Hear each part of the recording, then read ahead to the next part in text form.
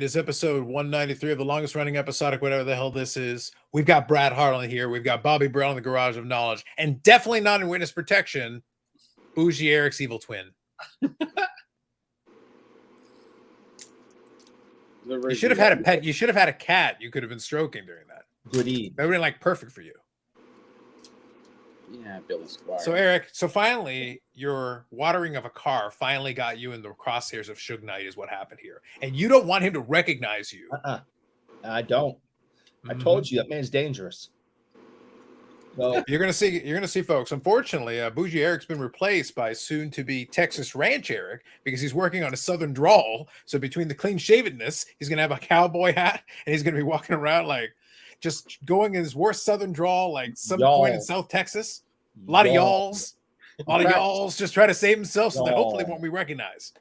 6-shooter, couple lines. Yeah, I'm working on it. Yeah, there's a lot of y'alls. That's all I'm saying. Yeah. Josh was first out of the block with a comment. It's Friday night. You know what that means because I'm Carlos Alive. Thank you, Josh. You are correct. And Eric. What up, Josh? Jeff, good evening to you. So since we got Harlan here, Mr. Brad, how are you? Good, man. I've been watching from the sidelines, and I have to say, not watching on Friday, watching the reruns on Saturday, Sunday. So at 2x speed, sure. Yeah, it happens, man. You know what? No, I don't usually do that, to tell you the truth. I always have it on in the background, and then I dive in. Every time Eric stops speaking, I'll pay attention. And then when he starts speaking, I stop paying attention. It's a little game I play with myself. Yeah. I just think you hit the fast forward button every time I open my mouth. Just the mute. Yep. Mute. That's all right. But you've been keeping yourself. I know from I've had a couple of text message exchanges with you. I know you've been keeping yourself busy. Work's been keeping you occupied. Stuff going on. Still a lot of wheels moving. A lot of plates in motion. Absolutely, yeah. A lot of really good things happening. And then personally, I've been just as busy personally. So I do have my uncle who, I don't know if you guys ever met. I talked about my uncle, the card collector. He passed away yesterday. Oh, man. Oh, sorry to hear that. Yeah. Sorry, Completely sudden.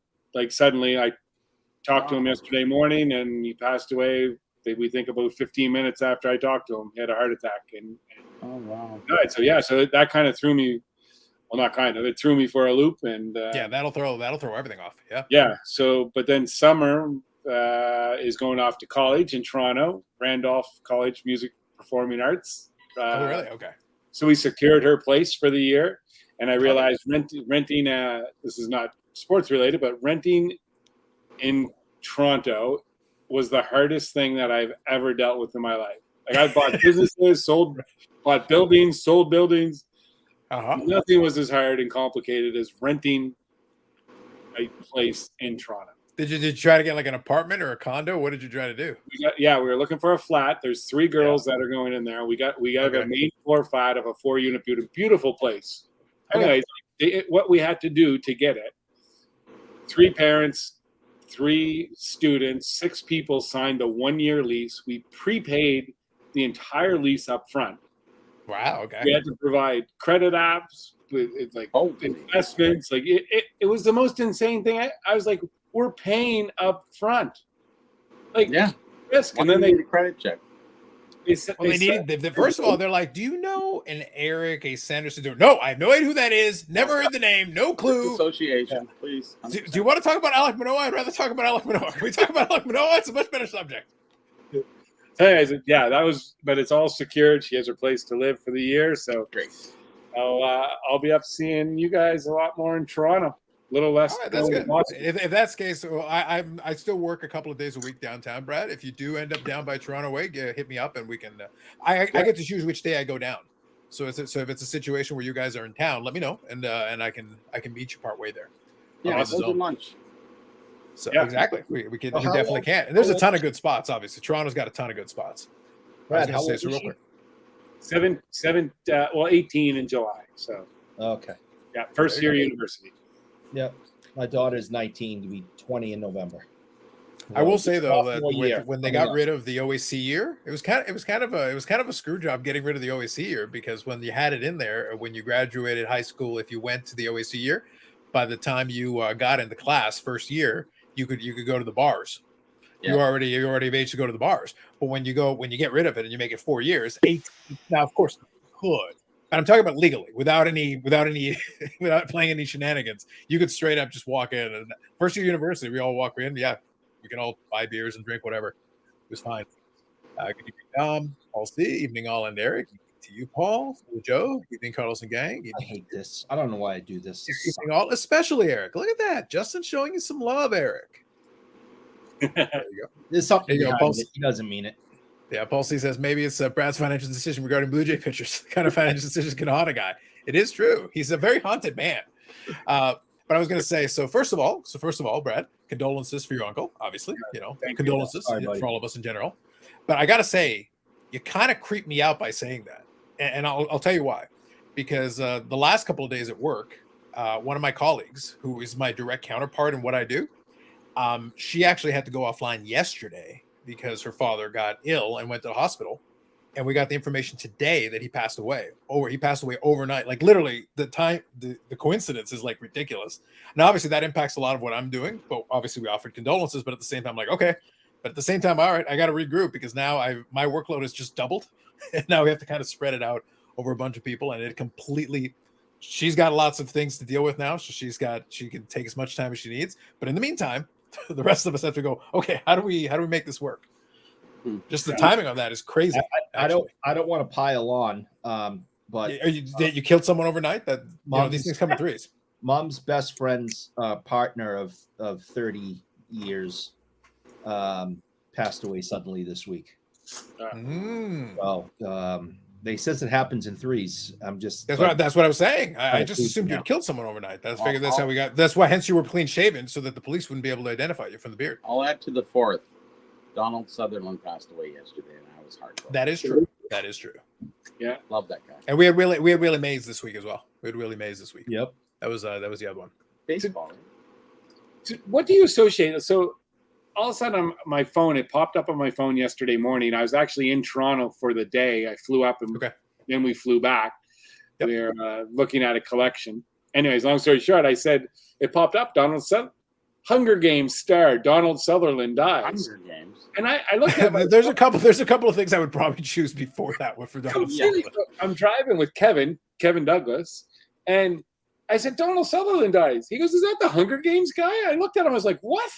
Yeah, like, no shit. Like Donald Sutherland's not the Hunger Games guy. Like what's but maybe for the new generation, that's how he's well that's just it. You'll associate him to the biggest franchise or movie that's most recent. So whatever the most recent one was, unless there's one that's like so far beyond that, like Sean Connery passes away, you got a lot of choices, but you're probably gonna go James Bond. That'd be like a likely choice. My favorite. There's a couple of choices. Blow It Up. This is my favorite. It's one of my favorite movies of all time, and he was awesome in it. Oh yeah, Kelly's Heroes. What's that one? Kelly's Heroes. Oh, Kelly's Heroes. Yeah. Oh yeah. That's absolutely love this movie. He was in The Eagle Has Landed, and I remember Kiefer because I actually kind of grew up with Kiefer. And I did meet Donald. I met his dad. He says, "Yeah, my dad's an actor," and I went, "Oh." I said, "What's he in?" He goes, "The Eagle Has Landed, MASH," and I went, "What?" Because I'm a kid, right? That's 1973, 74. Right. He was a couple years younger than me, but Kiefer. But anyways. So. Yep. So when Brad gets on here, I'll make sure to pass along some of the. So Brad, we got a couple of comments here for you. So Justin says, "Sorry to hear about your uncle." Paul C says, "Sorry to hear your condolences." So thank you, Paul. And Jeff also condolences as well. So thank you all, gentlemen. Appreciate you. And Eric. So Dufex here says, "Animal House, Donald Sutherland." Good evening to you, Stuke. Bob Oozle says, "Kelly's Heroes epic." He appreciated that one. There you go. Paul C says, "Love this character in JFK." Kelly's Heroes is good. There you go. Good stuff. Orlando's here. Good evening to you. Perfect. All caught up. But yeah, it's weird. That's what my main point was, that it's weird when something like that, stuff like that happens at the same time. Like as soon as you said it, I was like, well, that's eerie. Because I had this conversation this morning. I was literally having a conversation with my team where we were trying to figure out how to like deal with that, because obviously it hasn't. Nobody's going to worry about rushing her back. Take whatever time you need, do whatever you need to do. But in the meantime, we still have to, we still have a business to operate on our end. So in the meantime, we got to take care of our piece of it. But it's kind of interesting. Fire says Invasion of the Body Snatchers. There you go. There's a lot of choices. Brad, quick question. Trailer Park Boys comic. Sherry, you know what's going on? You got that? Did you pull it from the box? There's a whole bunch. Do you want some of those? No, I sent you down one with Sherry. It was in Mark's box. Oh, and you wanted it signed? Yeah. Yeah, that's done. Yeah, wonderful. Yeah. So do you want? You know what? I can ship that back up. You don't have to. Well, if you're coming, I get the other things. So yeah, I can put the other things with it. So yeah, I'll ship it next week. Okay. Can you text? Can you text me your address, Bobby, again? Just so I think I got it anyways, but yeah. If you text me that, I'll put it on the form. Awesome. Thank you very much. Sorry for the side business, but no worries. I kept forgetting, and then it just popped, and I just went, okay. Well, I have that. Brad knows that sometimes we'll have that. I'll be like, oh yeah, that thing. He was going with that thing, because a lot of times I won't worry about it, especially if it's not something pressing. I was checking in with him on the grading, obviously from the expo and all that, and that's in progress. Like when I'm one of those folks where I'm submitting stuff, I'm not super worried about it. To me, it's not time sensitive, so we can get to it whenever we get to it. As long as it gets to where it needs to get to, I'm good. So it's fine. But from time to time, it's good for me to remember to double check. Oh yeah, I didn't get a chance to double check and ask. It's out of sight, out of mind kind of thing, and that's where that saying comes from. It's like, oh yeah, Brad, yeah. Did you get a package today or yesterday, Carlos, from me? I haven't gotten anything yet. No, I don't know. Did you have any tracking on it? No, I just sent it regular mail. Like it takes a little bit. Yeah, it takes a little bit. Crossing over from your island over land. And we've had some weird weather the last couple of days, because with the humidity, it's like it was super sunny, and then all of a sudden, and then tonight I think we're supposed to have some thunders. Well, tomorrow or tonight or something, we're supposed to have thunderstorms, and I'm like, make up your mind, guys. It goes from like super sunny, beautiful to like dark cloud rolls in. I'm like, guys, like a little consistency. The schizophrenic weather is getting old, and for our American friends, we cracked like 106 the other day. Yeah. So we had a couple of pretty hot days, I would say. So Bobby, in reference to what we were talking about earlier, it's like, at my advanced age, I'm happy to have the heat pump working down here. It's fine. It's good. Been enjoying it. It's been good. It's not so bad today. I got the fan. No, today wasn't too bad. I honestly didn't even turn it on, until maybe about an hour ago. So today wasn't so bad. A couple of days ago, grass too. So I was a little hot extra. So. Yeah. A couple of days ago, though, it was definitely hot enough. A couple of days ago, though, it's definitely humidity. Oh yeah. As soon as I turned it on, it's got a little hose. Water starts pumping out of it. I put my arm out the window, and I went, "Holy mac!" Like 5 seconds, and I went, "That sounds hot." One's darker than the other. That's right. Yeah. Being passenger, so I can even it up. Yeah. So Justin, yes, that's why I converted over to Faraday for you guys. The thing is, that's not the hottest I've seen it, even the last couple of years. There are going to be some times. The thing about Southern Ontario that a lot of people don't get is it's Canada. We will never be the coldest. There are parts of Alberta and Northern Ontario and whatever that will get way colder than here.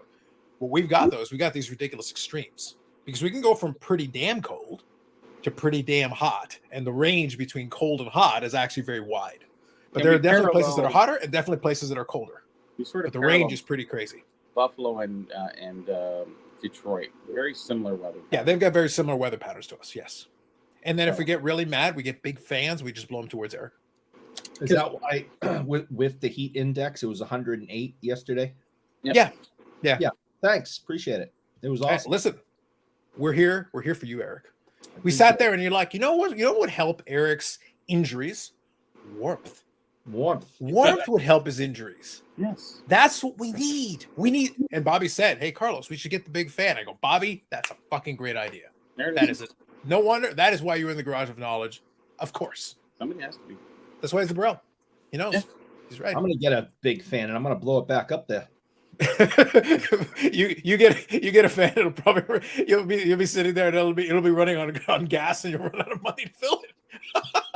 It'll blow like one cloud and then it'll just move back. Well, I can't go to work because I can't stand. So, what is work to you again? Say what? What is work to you again? I haven't figured it out yet. The place of employment that sometimes pays me. Okay. I was going to say outside of the payment, I just assumed it was harassing hockey players. I thought that was his full-time vocation. Yeah. Again, also why he's changed his look so that Marcel Dion, he can sneak up on Marcel. Because he'll never recognize me without the beard. That's it. Hey, Stu listen, says, draw. I was the one that was summoned to him by him a few weeks ago. I didn't have to stalk him.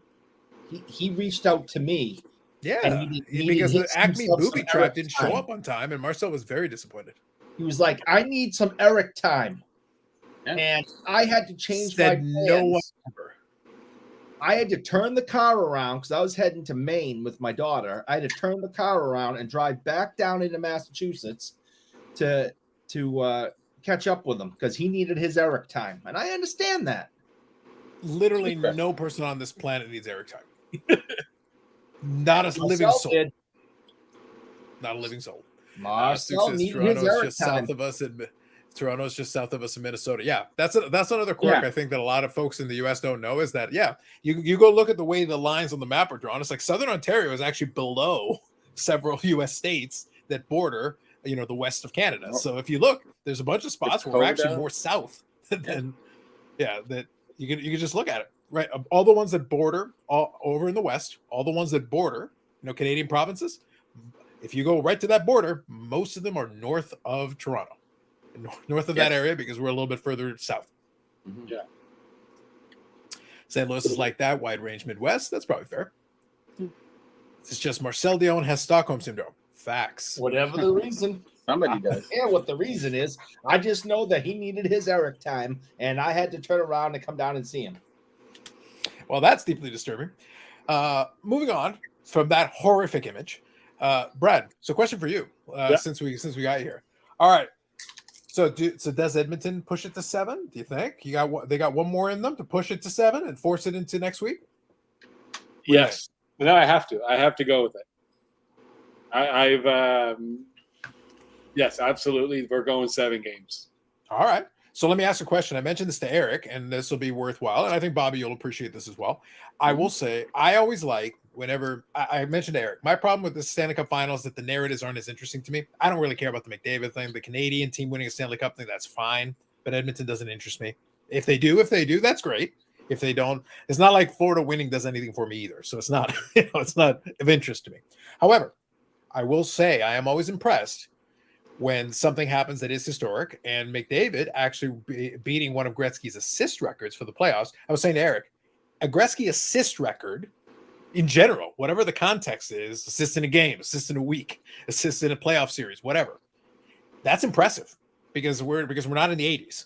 Although a bunch of those records were set in the 80s during those runs, and that's and getting into 40 points territory in the playoffs for a playoff year. That is very impressive because it's not like the amount of games has fundamentally changed. You got to win 4 series, you got to win 16 games, and you can play however many games you need to play, but it's apples to apples in terms of number of games, even if the style of play has changed. Sure. Yeah. David is very good. Yes. So do you think, so Eric, I seen him waving his head up there usually. So Eric, you think Florida's going to win tonight? That's what I'm rooting for. Yep. No. I understand who you're rooting for. Yeah.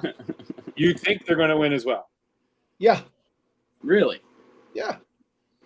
Well, all they got to do, I think I row. wasn't watching the last couple of games, but the Florida team that I saw, basically just looking at what they had been doing up until that point, Florida is capable of playing. Let's put it this way: Edmonton has to play a very aggressive style. They can't let their foot off the pedal.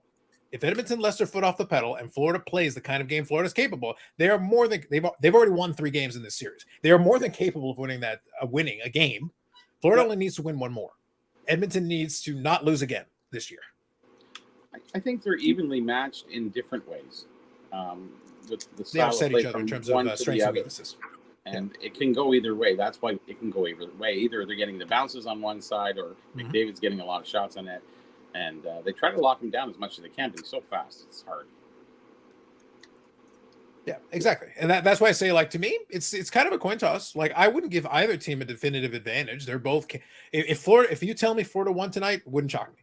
If you tell me Edmonton won and forced it to 7, I'm not shocked. This does not surprise me.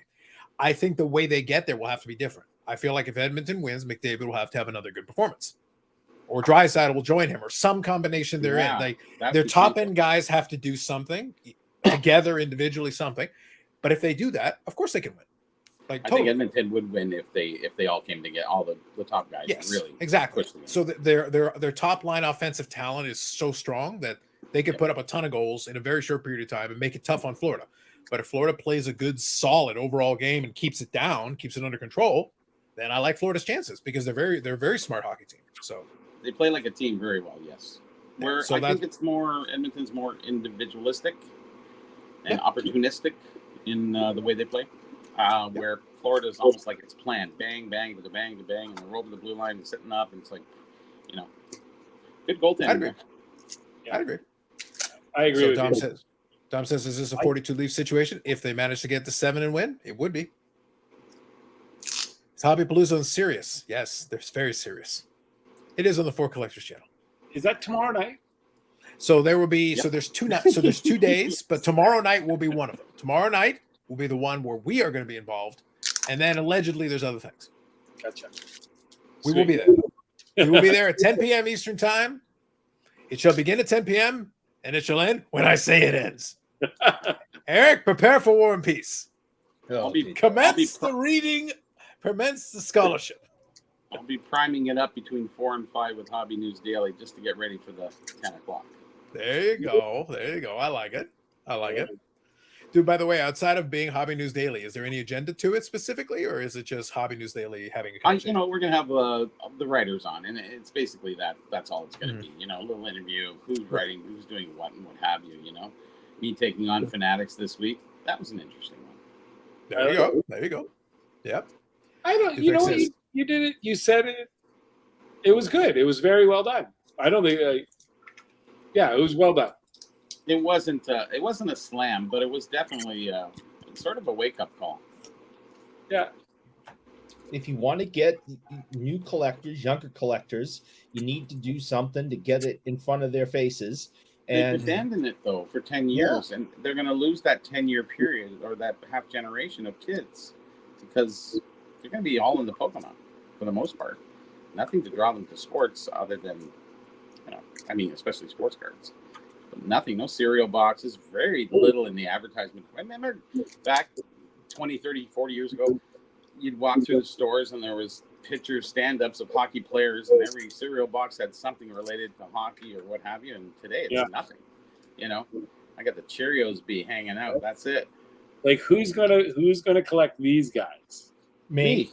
That's my favorite set. 37, 38 Worldwide Gum. Is that your favorite set? Yes. Which backs are they? The French bilingual? English only? Both bilingual. Both, they're both bilingual. Sorry, both are bilingual. Bilingual. There you go.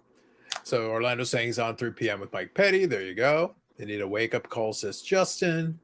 The Six is going to try and get Hobby Palooza on the big screens on the show Sunday. Go for it, man. Go for it. I like, and I thank Stu for the wonderful Guelph facts. We've been appreciating some wonderful Guelph facts. Eric has personally sent me oh man, I'm loving the Guelph facts. I'm learning so much. Finally, I am learning about a proper place and its history. No, haven't done that at all. Because Guelph is not a real place. There's no human being on the planet at any time in the history of this planet that said, "Hey, let's name this city Guelph." No, that's just ridiculous. No, Interesting. Interesting. At least you can say it properly now. Guelph.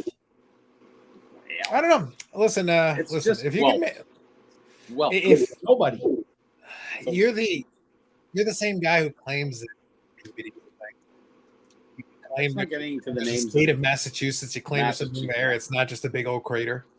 Are you sure? Seems like a crater kind of thing to me. Started off with beard and now clean shaven because you're hiding. It's actually a green screen behind you. You're not even in the real place. Everybody knows you're just outside of Cards HQ in Atlanta. We know where you are. Yeah. The rolling truck moved from Manila. We're now in Atlanta. All the way to outside of Cards HQ, the epicenter of the hobby in Hotlanta. That's right. Atlanta is right. The epicenter. The reason why I like those cards is there's very few photographs of players, and it's such a great facial close-up that we have very few pictures of these players, and I think it documents the player. because there's not many pictures or photos around it for old hockey, and that's why I like those pictures. Yeah, that's true. Same thing with the C57. Same thing with the I guess the V145-1 and 2, but they're a little bit further away. And seeing the real pictures of the players is really beneficial. A lot of people like the player picture. Like if you look at the Gordie Howe rookie card, he's kind of, you can't see his face. It's kind of Gordie, but it's so far and away. Like it's great seeing the full body shot. People say, I really like that, but it's on such a small card. It really loses something. And I don't mind Gordie Howe's face, big face put on the 64 Tall Boys. There you go. Oh, yeah. Kind of cool. So I'm going to read a couple of these ones. Let's just pause for 1 second, Bobby. I'm just going to read a couple of comments just to get caught up here. Yeah. So Bob Boozle was saying, because of Carlos is one of my top 5 most anticipated Hobby Palooza shows. Thank you, Bob. Appreciate you. Oh, no pressure. Tom here says, Jake and I are doing Cracking Cooperstown at 8 p.m. tomorrow. Good stuff. John here is chiming in, 3D80s kid. Hey guys, happy to see everyone buzzing about this weekend. So thank you very much. And we appreciate you letting us participate in it. I am including, for the replay folks, I am including a link in the description to I'm going to include it to the For Collectors channel, and then you can go there. Actually, what I'll probably do, since John did that, there was the preview video, but I'm going to include a link to the video that he talked about, basically telling everybody how they can watch all the shows and the episodes, because they're going to make a playlist.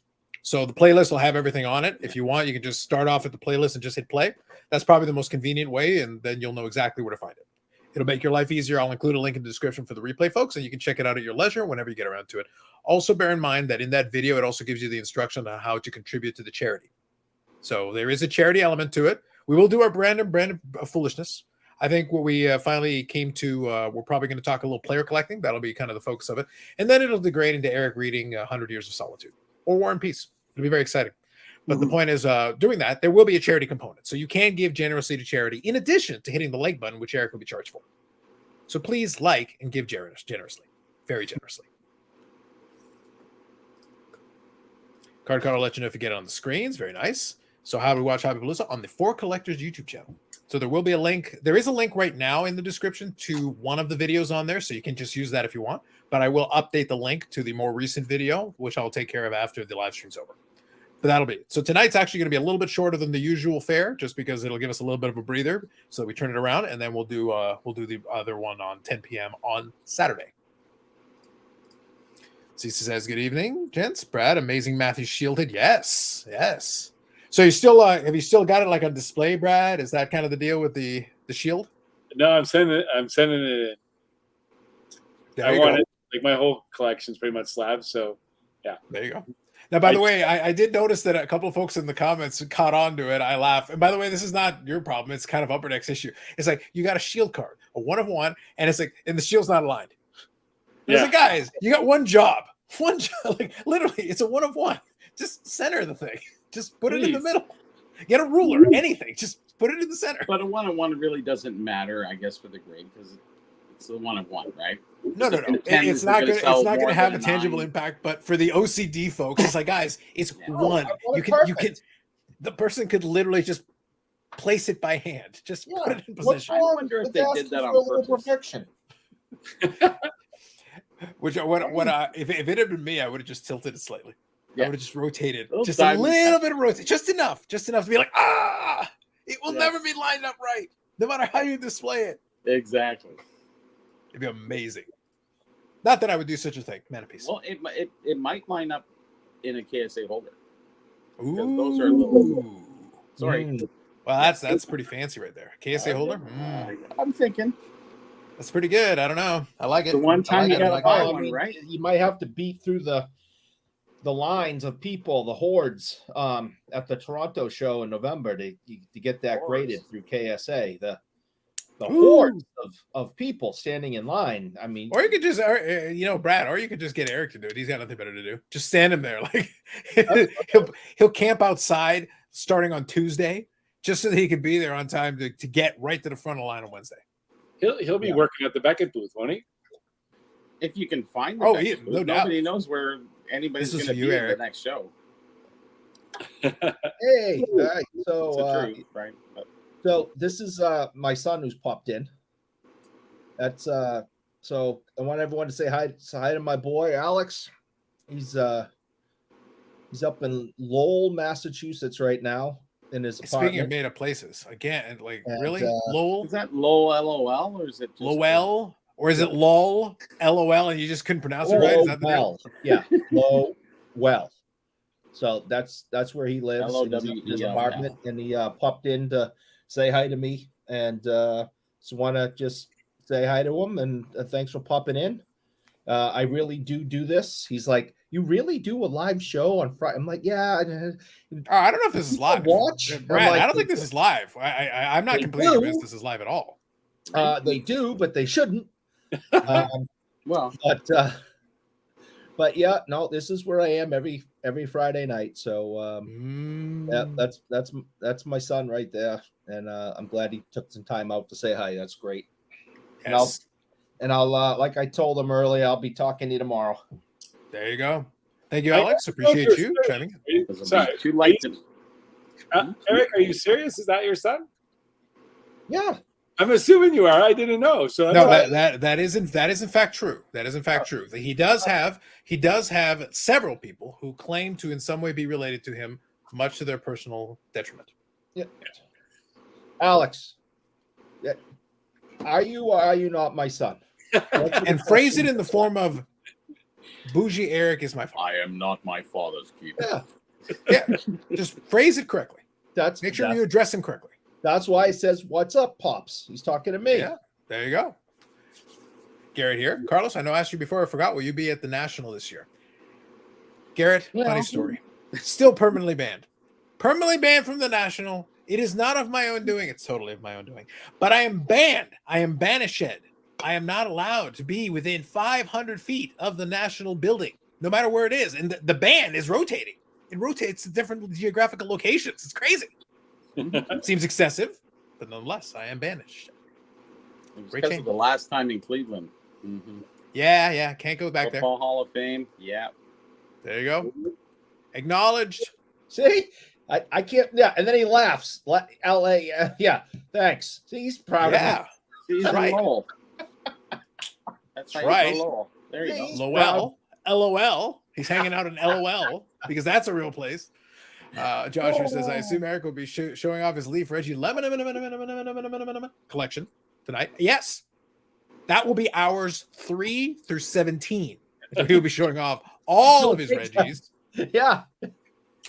That's why I said, like, it's adorable. Look, guys, much love, much respect. I appreciate the folks that are here who are going to participate in Hobby Palooza. We're looking forward to Hobby Palooza. Want to participate in Hobby Palooza. Yo, you do realize if Saturday night never ends, what do you plan on doing for Sunday? I can't help you.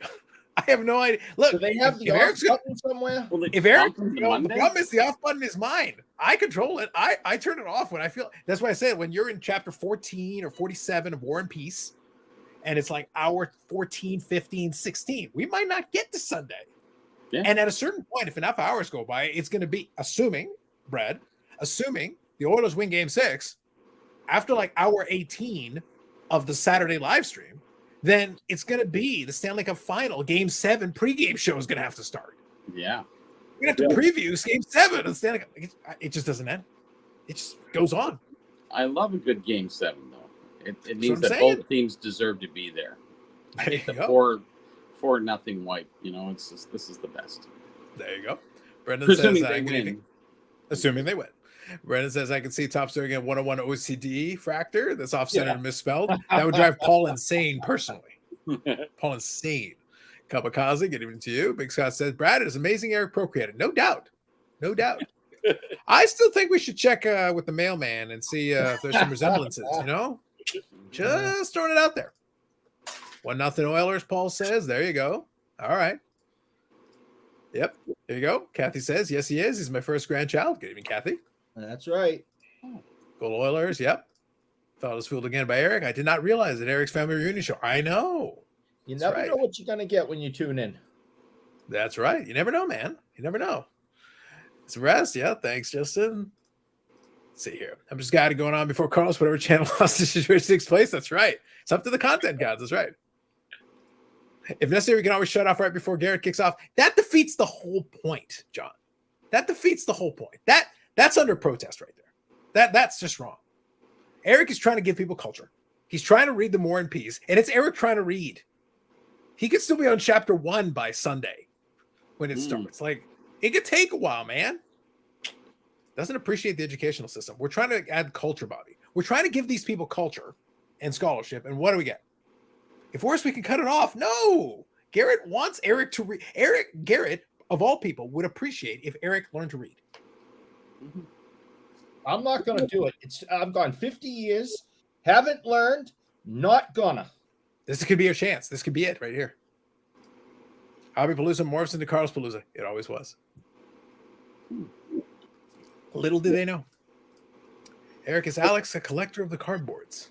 No, he's the collector of the comic books, though. When he was little, we spent a lot of time at comic book shops. He liked Marvel. He liked like Spider-Man, and he really was into Venom. So his room was decorated with all this Venom stuff before the movies came out, and the character became popular. This was back in, I don't know, the early 2000s. So yeah, is the collection still intact, or has it been dormant? He has some of it. I have some of the. I think he still has some of it. I still have some of it here.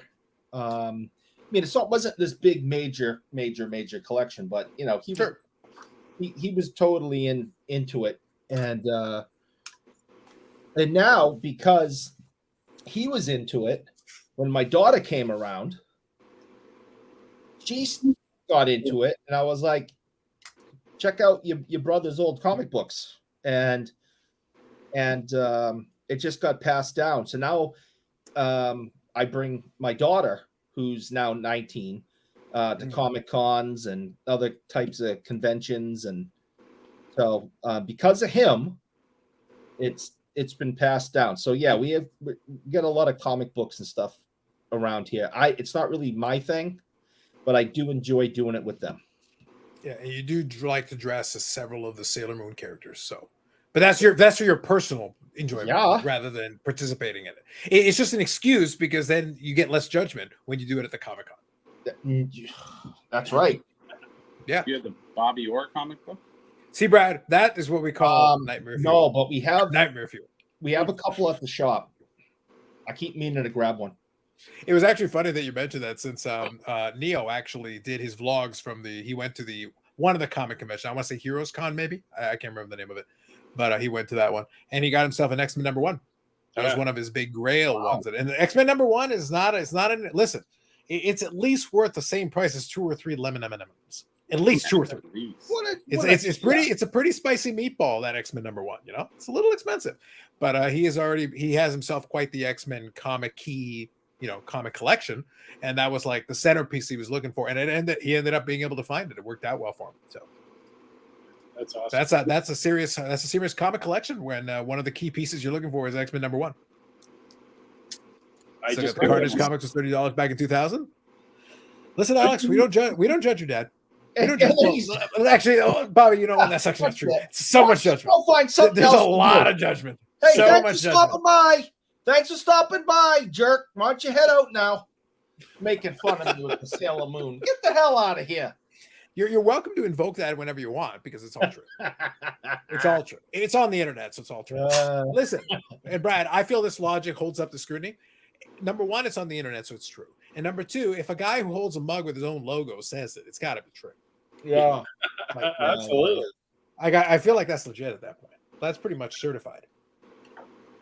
Eric, you can show my latest. Do you got my comic purchase there or no? Yeah. Let me go to the mail chair. He's going to the pile. It's under the planter.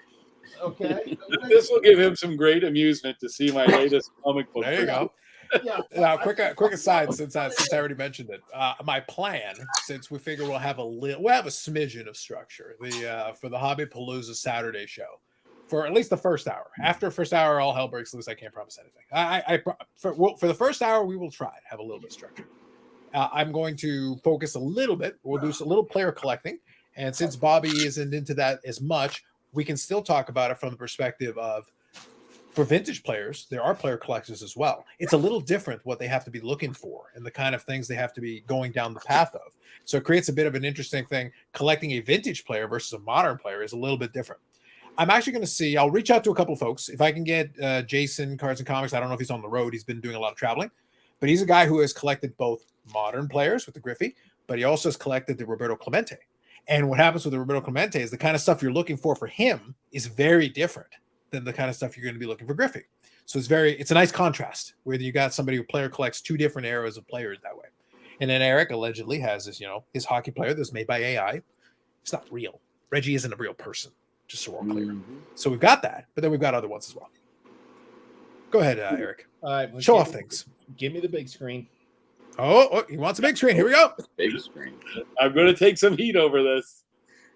Oh, wow. Holy moly, Brad.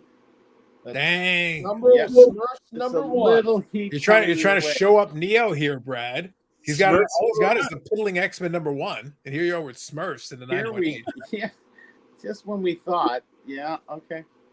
Let me open it up and show you what the inside looks like. All you gotta do is crack the top. It's all good. Hold Wow.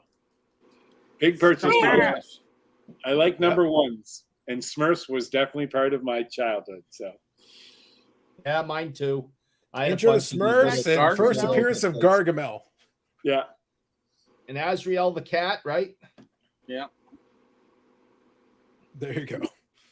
Brad, I did not have Smurfs #1 on my bingo card, I must say. No, you did not. I did not. That wasn't the direction I would have gone first. No, that was something. I was like, what the hell is this? I think you used stronger language than that, sir. I may have. I was expecting the writings of Galgamesh, but not Galgamore. Holy Jesus. Yeah, that's about right. Sounds about right. Makes sense. So let me quickly ask. Let me ask one more question, then, and we'll move on to some other. By the way, folks in the chat, if there's something that you'd like to touch on, feel free. We're open to it. We can have a little bit of fun with it. He says, "Don't open it." There you go. We appreciate it, Alex. We appreciate it. Must be the crown jewel, the Reggie Lemon collection. That's right. Good old Reggie Lemon. What is the crown jewel? That is actually one of the best questions. Actually, you know what? That's a good point. And before I move on to my next question, Eric. What would constitute? What is the holy of holies? What is the grail of the Reggie Lemon? Is that a year one reference? Anyways. Oh, the grail of the Reggie Lemon collection. What is the grail of grails? What is the ultimate? Oh, we're moving the camera. Right Jersey. There. The game use stick right there. Now we went card wise. Yeah, I was gonna say like card wise, like a piece of memorabilia. Like you have Reggie frozen in carbonite in your house. That's fine. But we're talking about like card wise. What is the grail? For the card PC, what is the grail? What's the key piece? Yeah, one of one. It's got to be at least $10-$11, man. Like we're talking like big money card here. Big money card. Yeah, like big money card. Like listen, $10-$11. I think Brad has some change in his pocket that can buy the grails for. None of his cards really excite me. I like the other stuff that out of context, I plan on taking that clip and just replaying it over and over. Yeah. None of his cards excite me. Just we're gonna rewind. Brad, that's gonna get reused. That's gonna get thrown back in his face every single time he's got to look to find. When it comes to the collection, you're cheating yourself. I like the fact that I have this Atlanta Flames Coca-Cola card. I think I love this more. I love this. That photo looks like it was taken while he was in witness protection. And of course, appropriately, you'd be focused on Atlanta being just outside Cars HQ, you suck up. Yeah, they did these media slides and they take all these pictures of the same players in the background. Here's a team photo card of him playing for the Philadelphia Firebirds. I love that. Yeah, logo. He was only in his mid-40s at that point. I love the Philadelphia Firebirds. They're a cool team, good colors. Yep. So, well, the best part about it, Bobby, is at that point Reggie was only in his mid-40s. Like he was still a young guy. There's a very early autograph of his. His autograph doesn't look like that anymore. How? Why is he? Did he go scribble? He learned how to spell it. He learned how to make letters. Did he go scribble? He went scribble. I'd argue he was Scribble before Bobby. I don't think the Scribble ever. If anything, his newer version had more waves. Yeah, like it had something going on. So like, when it was an improvement, I would say. I like these very rare things instead. Like a Reggie Lemon fan. That's pretty rare. $3. 101. Here's a Calgary Flames. Magazine with him on the cover. It's autographed. There you go. Dom's got the right idea. Signed mayonnaise container. That's a Reggie Grail. Yeah, amazing. A signed Reggie athletic cup. We've got like 50 of those. If I could get one, I would get it. Trust me. I'll ask him next time I see him. Do you have any cups left over? Because I would like one for my collection. It doesn't have to be clean. Oh, Lord knows it can only make it better if it's not. So anyway, what I was actually gonna ask before we went down that disturbing rabbit hole was, let's assume, for the sake of argument, obviously Edmonton has scored, so they're up. So if Edmonton forces a game 7, I think that'll make it interesting. We'll see. But here's a curiosity: if Edmonton, whether it's in 6 or 7, does not win, does Connor McDavid have a case for the Conn Smythe? Because he came on strong the last couple of games. Let's say he has a very strong couple of games to finish up. Gets into the mid-40s in points, kind of carried his team to the 7. You don't have to be on the winning team to win that. I think it would make an interesting case for him, though. Like, it would be... Brad, what do you think on this one? If he has a couple of strong games, they get the 7, and maybe they fall just shy, but you go look at the last 4 games, and he's, like, putting up multi-points every game, like, dragging the team, kicking and screaming to 7, and they don't quite get it done. They don't get over the hump. Is he still a viable candidate? If it ends at game 6, I'm not saying for sure. If it goes to game 7, it's 100% lock in my opinion that he gets the Conn Smythe. Every announcer saying he has it now, and I think he probably might even have it now, to tell you the truth. Yeah, but it's not unheard of. It's happened many times before. Yeah, and it's actually, I want to say it was one of the Flyers in the 70s was the last skater who did that. The last time a losing player won the Conn Smythe was goaltender. Right. So to go back to skater, I want to say it was one of the guys in the 70s. The name escapes me. But if you go back and look at who won the Conn Smythe on a losing team, I want to say it was one of the Flyers, I think, in the 70s, because I think somebody looked that up. And otherwise, it's been goaltenders who performed extremely well, and then they lost. But the goaltender still performed extremely well. Would be Bobby Clark or? No, I don't. Here you go, Reggie Leach. Reggie Leach. Oh, it was Leach? Okay, Reggie, yeah. Yeah, I thought so. But my point was that it's been a long time since a skater has been on a losing side and actually been able to take away the – not, again, it's happened, but it's rare. It's actually very rare that happens. I think the last one was Jaguar, I think. Jaguar did it for sure. Jaguar was definitely one. 100%. I think name escapes me who the one previous to him was, but I definitely remember Jaguar. Now, the good news for Jaguar is that he was able to win the Conn Smythe, even though he lost, but then he did win the Stanley Cup in the end. He did get a cup. So, like, it's if you win a Conn Smythe and never win a cup, that kind of stings a little bit. It twists the knife a little bit. So it kind of hurt. But if you do get the cup eventually in the course of your career, it's like, all right, you can live with it. It's a nice feather in your cap then. It's like still a good, obviously an excellent performance. So you still got something going for you. But you know what I watched? Go ahead. Read that. No, all I was saying is, when's the last time a losing team won the Conn Smythe? That's what we were just talking about. So I wanted to make sure I acknowledge Josh's comment. Last night, I watched a live auction. It's called Studio Auctions. A lot of people saying they were going to rival Classic. It's a Canadian auction in U.S. funds. So what they had a lot of jerseys. They had Guy Lafleur. They had a Daryl Sittler, assistant captain, and quite a few other game-used sticks. We had a Bobby Orr rookie game-used stick. And then we had a Wayne Gretzky game-used stick. And then we really got into something. We got into the contracts. We had Bill Baroque's last year before he passed away, his last contract, and rookie year of Tim Hortons contract, and George Kennedy and a couple others. So there was quite a bit of stuff there. I've seen a lot of stuff, too, from the Maple Leafs had an auction. at the Gardens one time back in, oh, geez, I can't remember. It was 90, whatever it was. And a lot of the stuff from that came here. You know, they had the blueprints for Maple Leaf Gardens. It was very Toronto centric, I guess, in a lot of ways. But the auctioneer, I guess he runs the business, owns the business. He wasn't very good. He was very, you know, okay, we got any other bids? And he's just telling little stories. He's a good talker in that sense, but I mean, doesn't know how to run the auction. Regardless, it was very boring going through it, but interesting, needless to say, of how the prices really affect a live auction opposed to something like Classic, where you get 28 days or whatever of review and bidding. So it didn't turn out as well as I think it should have, but definitely I appreciate it. You know, anybody who bought something pretty much got a good deal.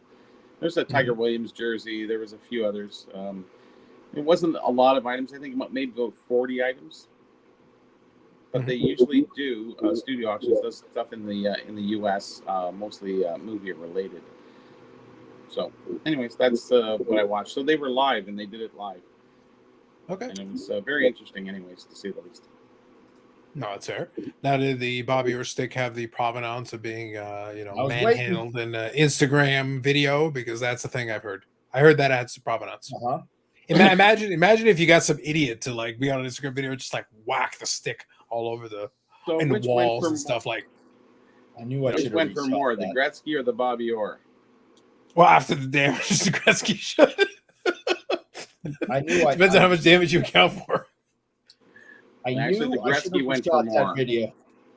I think the Gretzky went for. I think Bobby Orr went for 2,000 and Gretzky went for 2,600. Okay. Interesting. Yep. Interesting. Yeah. Yep. So thank you, Alex, for popping in. Appreciate you. Have a good night. See you later, buddy. See you, Alex. It's okay. Your dad will still be here, embarrassing himself in new ways. Yeah, I got a few more hours of scrap. The contract prices were anywhere from $5,000 to $7,000 each, which I thought was rather cheap for a Tim Horton rookie signed contract, or even a Bill Barocco last year contract. You know, in the grand scheme of things, like we've spent $5,000 on, you know, in a few months on Miscellaneous. Brad in 2 days, but I mean, sorry, Eric in the last hour. It just didn't seem like it was enough. It didn't seem like I could have bought that. And I almost should have. I was going to say, though, I think though, like, so speaking in seriousness, we always joke about the whole thing with a lot of this memorabilia card items. The problem that I have, and it's like, and I think it's fair what you're saying. I think where it gets tricky, and maybe Brad, you can kind of chime in on this as well. I don't disagree with the concept that someone will look at something historic and say, like, this historical item, it should have gone for more. It's like, well, fair enough, but then I guess you should have bought it. And like, to your point, Bobby, it's fair. But the problem is it's only worth what the people that are looking for it are willing to pay. I'm in the camp, again, I'm not the only one. They always talk about how, oh, you know, why are these game used memorabilia cards worth this much where the jersey's only worth this much? And it's, if you just look at it from the standpoint of the item, it makes total sense. But the thing is, I don't want a full jersey because then I have to house a full jersey, or I have to display a full jersey, or do something with a full jersey. Whereas a card, regardless, I can put it in the box and display it in about 50 different ways and do all these. It's more, the form factor is actually more handy for my purposes, and I still get that element of it. But having a full jersey, okay, cool. But what do you want me to do with the jersey? Am I going to wear it? Like, what am I supposed to do with it? See, and that's the 90s era attitude that you collect in. Whereas, you know, to cut up a jersey is almost sacrilegious if it's a significant one. Sure. And anybody, and as you get older, you appreciate history more, and you may realize down the road that, hey, I would rather have a jersey than the card, because they made, I don't know, 7,000 of those cards with pieces of the jersey. I don't know, just saying. It's a possibility, but I think it comes down to, and that's why I said, like, I think I'd like to get some of the other folks to take it. But this auction was bad anyways. It wasn't. Oh, you know, that's right. Yeah, based on the description you give, it's not very good. 10, it's not conducive to the highest prices. You know. Yeah, it's not going to be conducive to the highest prices. I think though, for me, again, each their own. That's why I say I'm only speaking for myself, no one else. Sure. down the road later on or whatever. No, I still don't want the jersey. Oh, but it's like, it's a piece of history. Yeah, I understand. I'll look at it in a museum. I don't want to own it. Like, again, I'm back to my original problem. My original problem hasn't changed. What do I do with it? Okay, I own it, but what am I supposed to do with it? Love it. You hang it on the wall with the other one. Yeah. Or tip the other one That's for down, weird people in put witness that one up. protection. That's for weird people in witness protection. That's what they do. People Very usually strange have individual. rooms that they decorate with jerseys, and those people usually have a lot of money. So Yeah.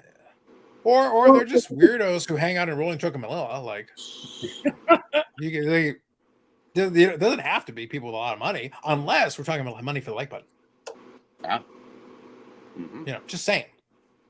I think though it comes down to what you're looking for out of your collecting experience. I think that's the key. What you're looking for out of, I think it's for a lot of items, it can be like, oh, that's a really cool item. Oh, but would you like to? No, I don't. I don't actually want it. I think it's cool. Maybe I'll take a picture of it, and that's good enough for me.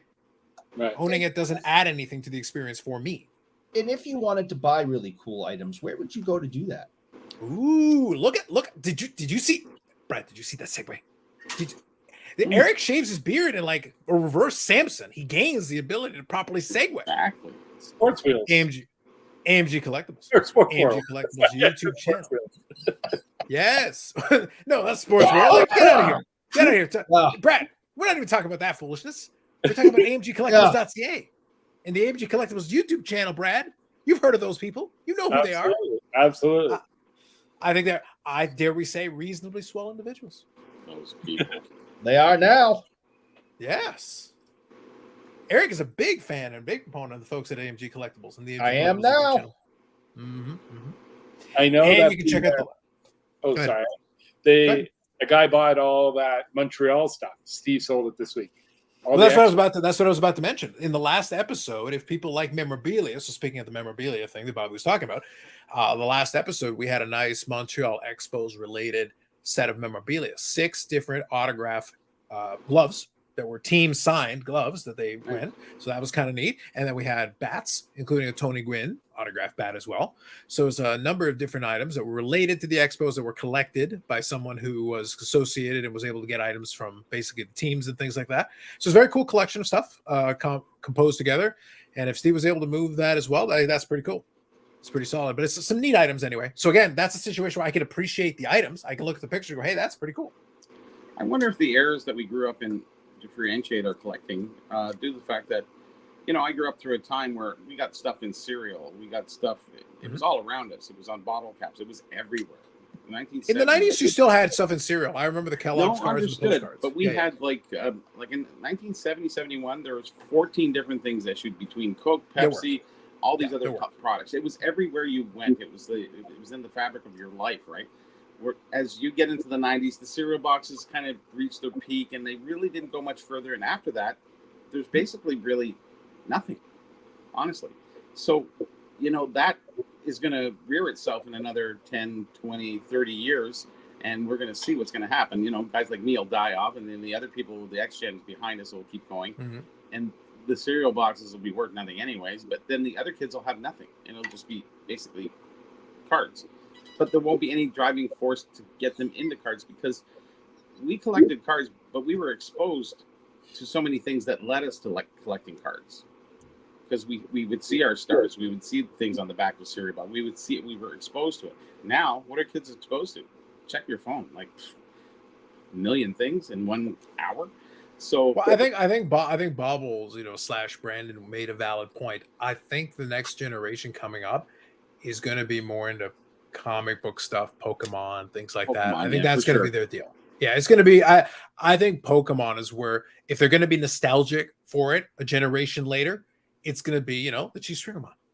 You know, which I will push the hell, Brad. I will get this on that top. I will get it on the Mount Rushmore beside the fucking Charizard. If it's the last thing I do. If they don't see their future, they're not going to have a future in a lot of different things. And I don't think they're doing that. And I don't think they've done that for 20-something, 30-something years. I agree. I think it's been a lot, to your point, it's been a lost generation. It's been a lost generation.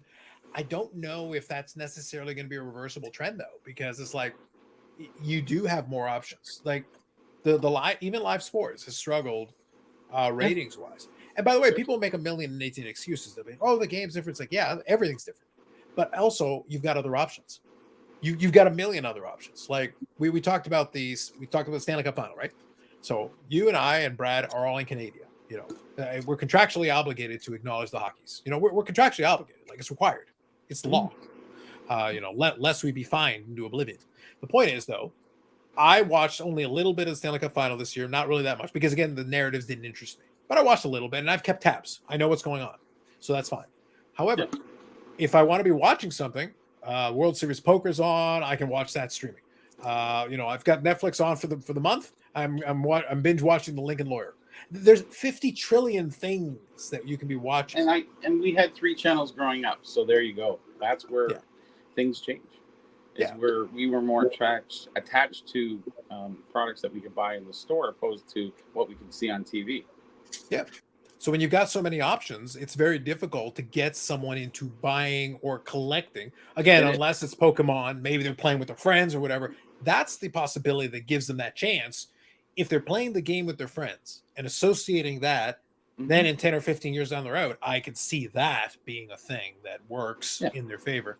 Whereas you're not going to have that, you know, they're not going to be worried about Connor Bedard is the hotness right now. But even if he has a tremendous career, there'll be people who will pay attention to it for sure. But there's one of the things. So I'll give the Hockey Card Gong Show this credit for this, even though there's some things that they say that I know. Look, they say stuff all the time. We're like, oh my God, please. No. That's wrong. Just wrong. Just the pronunciation of French players is funny. But anyway. Well, the good news, Bobby, is that now it's a weekly segment where they'll be like, we should get Bobby Burrell on here to talk about this. It's a weekly segment on the show. And it'll be like, well, why don't you fucking call him and talk to him already? Jesus, it's not that hard. Shoulda, woulda, coulda. Yeah, like Bobby, not a joke. Every week they're like, we should get Bobby on here. It's like, well, then do it. Do it. Yeah. I know he's a tough guy to reach. Look, Brad, I know Bobby Burrell is a tough guy to reach. Like, who can speak to this man? Who? I don't even know. And I don't even charge for a Patreon. Maybe I should charge for a Patreon, and then Bobby will be hard to reach. You know, maybe that's the secret. I should charge for a Patreon. That's the trick. That's what I got to do. But anyway, so the thing is that they're talking about it, and they're talking about how many Connor Bedard rookie year cards there are going to be, like all the rookies and everything, which is true, by the way. It's objectively true. But they're committing the cardinal sin, and this is maybe just a kind of a general topic here for a moment. They're committing the cardinal sin. I don't care if they make 50,000 different Connor Bedard cards in his rookie year. Most of them are just going to be filler. There are going to be some that are going to be more interesting for folks for a variety of reasons. Either they're better designed or they're more associated with something specific. Just because they exist doesn't mean it impacts the rest of them. 10, 15 years down the road, assuming he has a tremendous career and everything, people are still going to key in on very specific ones because those are going to be ones that are going to garner the most interest. The cream will rise to the crop, to the very top. It's going to happen anyway. It always does.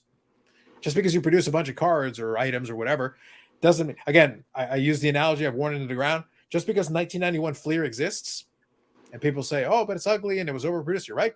But here's the thing. It has nothing to do with all the other stuff that actually does hold some value during the era. The 93 finest refractors, people who still want them will still pay for them. But they were in the early 90s, the junk wax era. Yeah, but they made less of those and more people are interested in them. Lower supply and higher demand. I'm still holding strong on Will Greer, so. Well, listen, there's always a chance. There is always a chance. The Will Greer pump has never died. It always exists. But the point is this. You can make 50 trillion. Yeah, no doubt. You can make 50 trillion Connor Bedard cards. The majority of them will just become noise.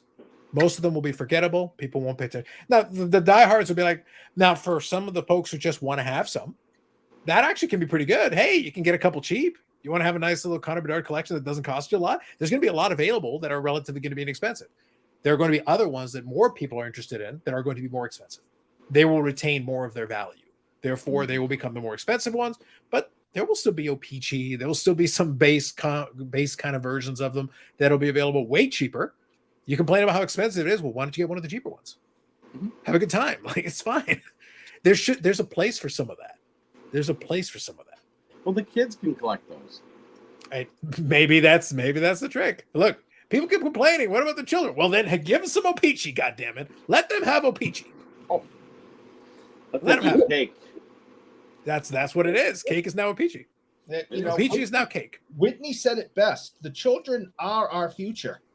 Let them lead the way with O-Peachy. Fudge. Here we go. Let Wow. them Or Don't we could get throw, into or we white could throw wine bricks or of cash anything, at them, please. Eric. I'm here. I'm ready for it. Let's go. Fuckers, take that. He's gonna start singing White Lion when the children cry, and then it's gonna be a Wow. game over. I'll see. Did Carlos just quote Macho Man Randy Savage? Maybe I did. Josh says, Carlos sounds like he took the same first year econ. Because I did take first year econ. The rules haven't changed. The rules have not changed for first year econ. For me now, it's been, oh man, it's been 22 years since I took first year econ. Oh, that's frightening. But nonetheless, the rules have not changed. That's frightening. It's been 40 years for me. That's super frightening. But Bobby, it is what it is. But I'm sitting there like, look. Once upon a time, I felt like I was the youths, and that time is rapidly leaving me. It's rapidly leaving me as we speak.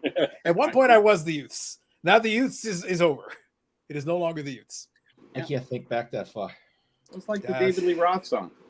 Well, look think about how Bobbles feels. For him, it's been centuries. Yeah. Like when he thinks of his youths, it was like the Black Plague. That like those were rough time times, bro. Got on is like, oof. Yeah, those were rough times, bro. We went through a lot. The point though is that but the reason why I'm mentioning this is that I'm saying kind of in fun, kind of tongue in cheek, but at the same time I'm sitting there like, oh, but they're printing so much of this. Like, who cares? Let them print 1 trillion of them, whatever. Like, it's fine. But then don't buy them. My solution to your problem that you seem to think is a problem, it's not a problem. It's like, no, then don't buy it.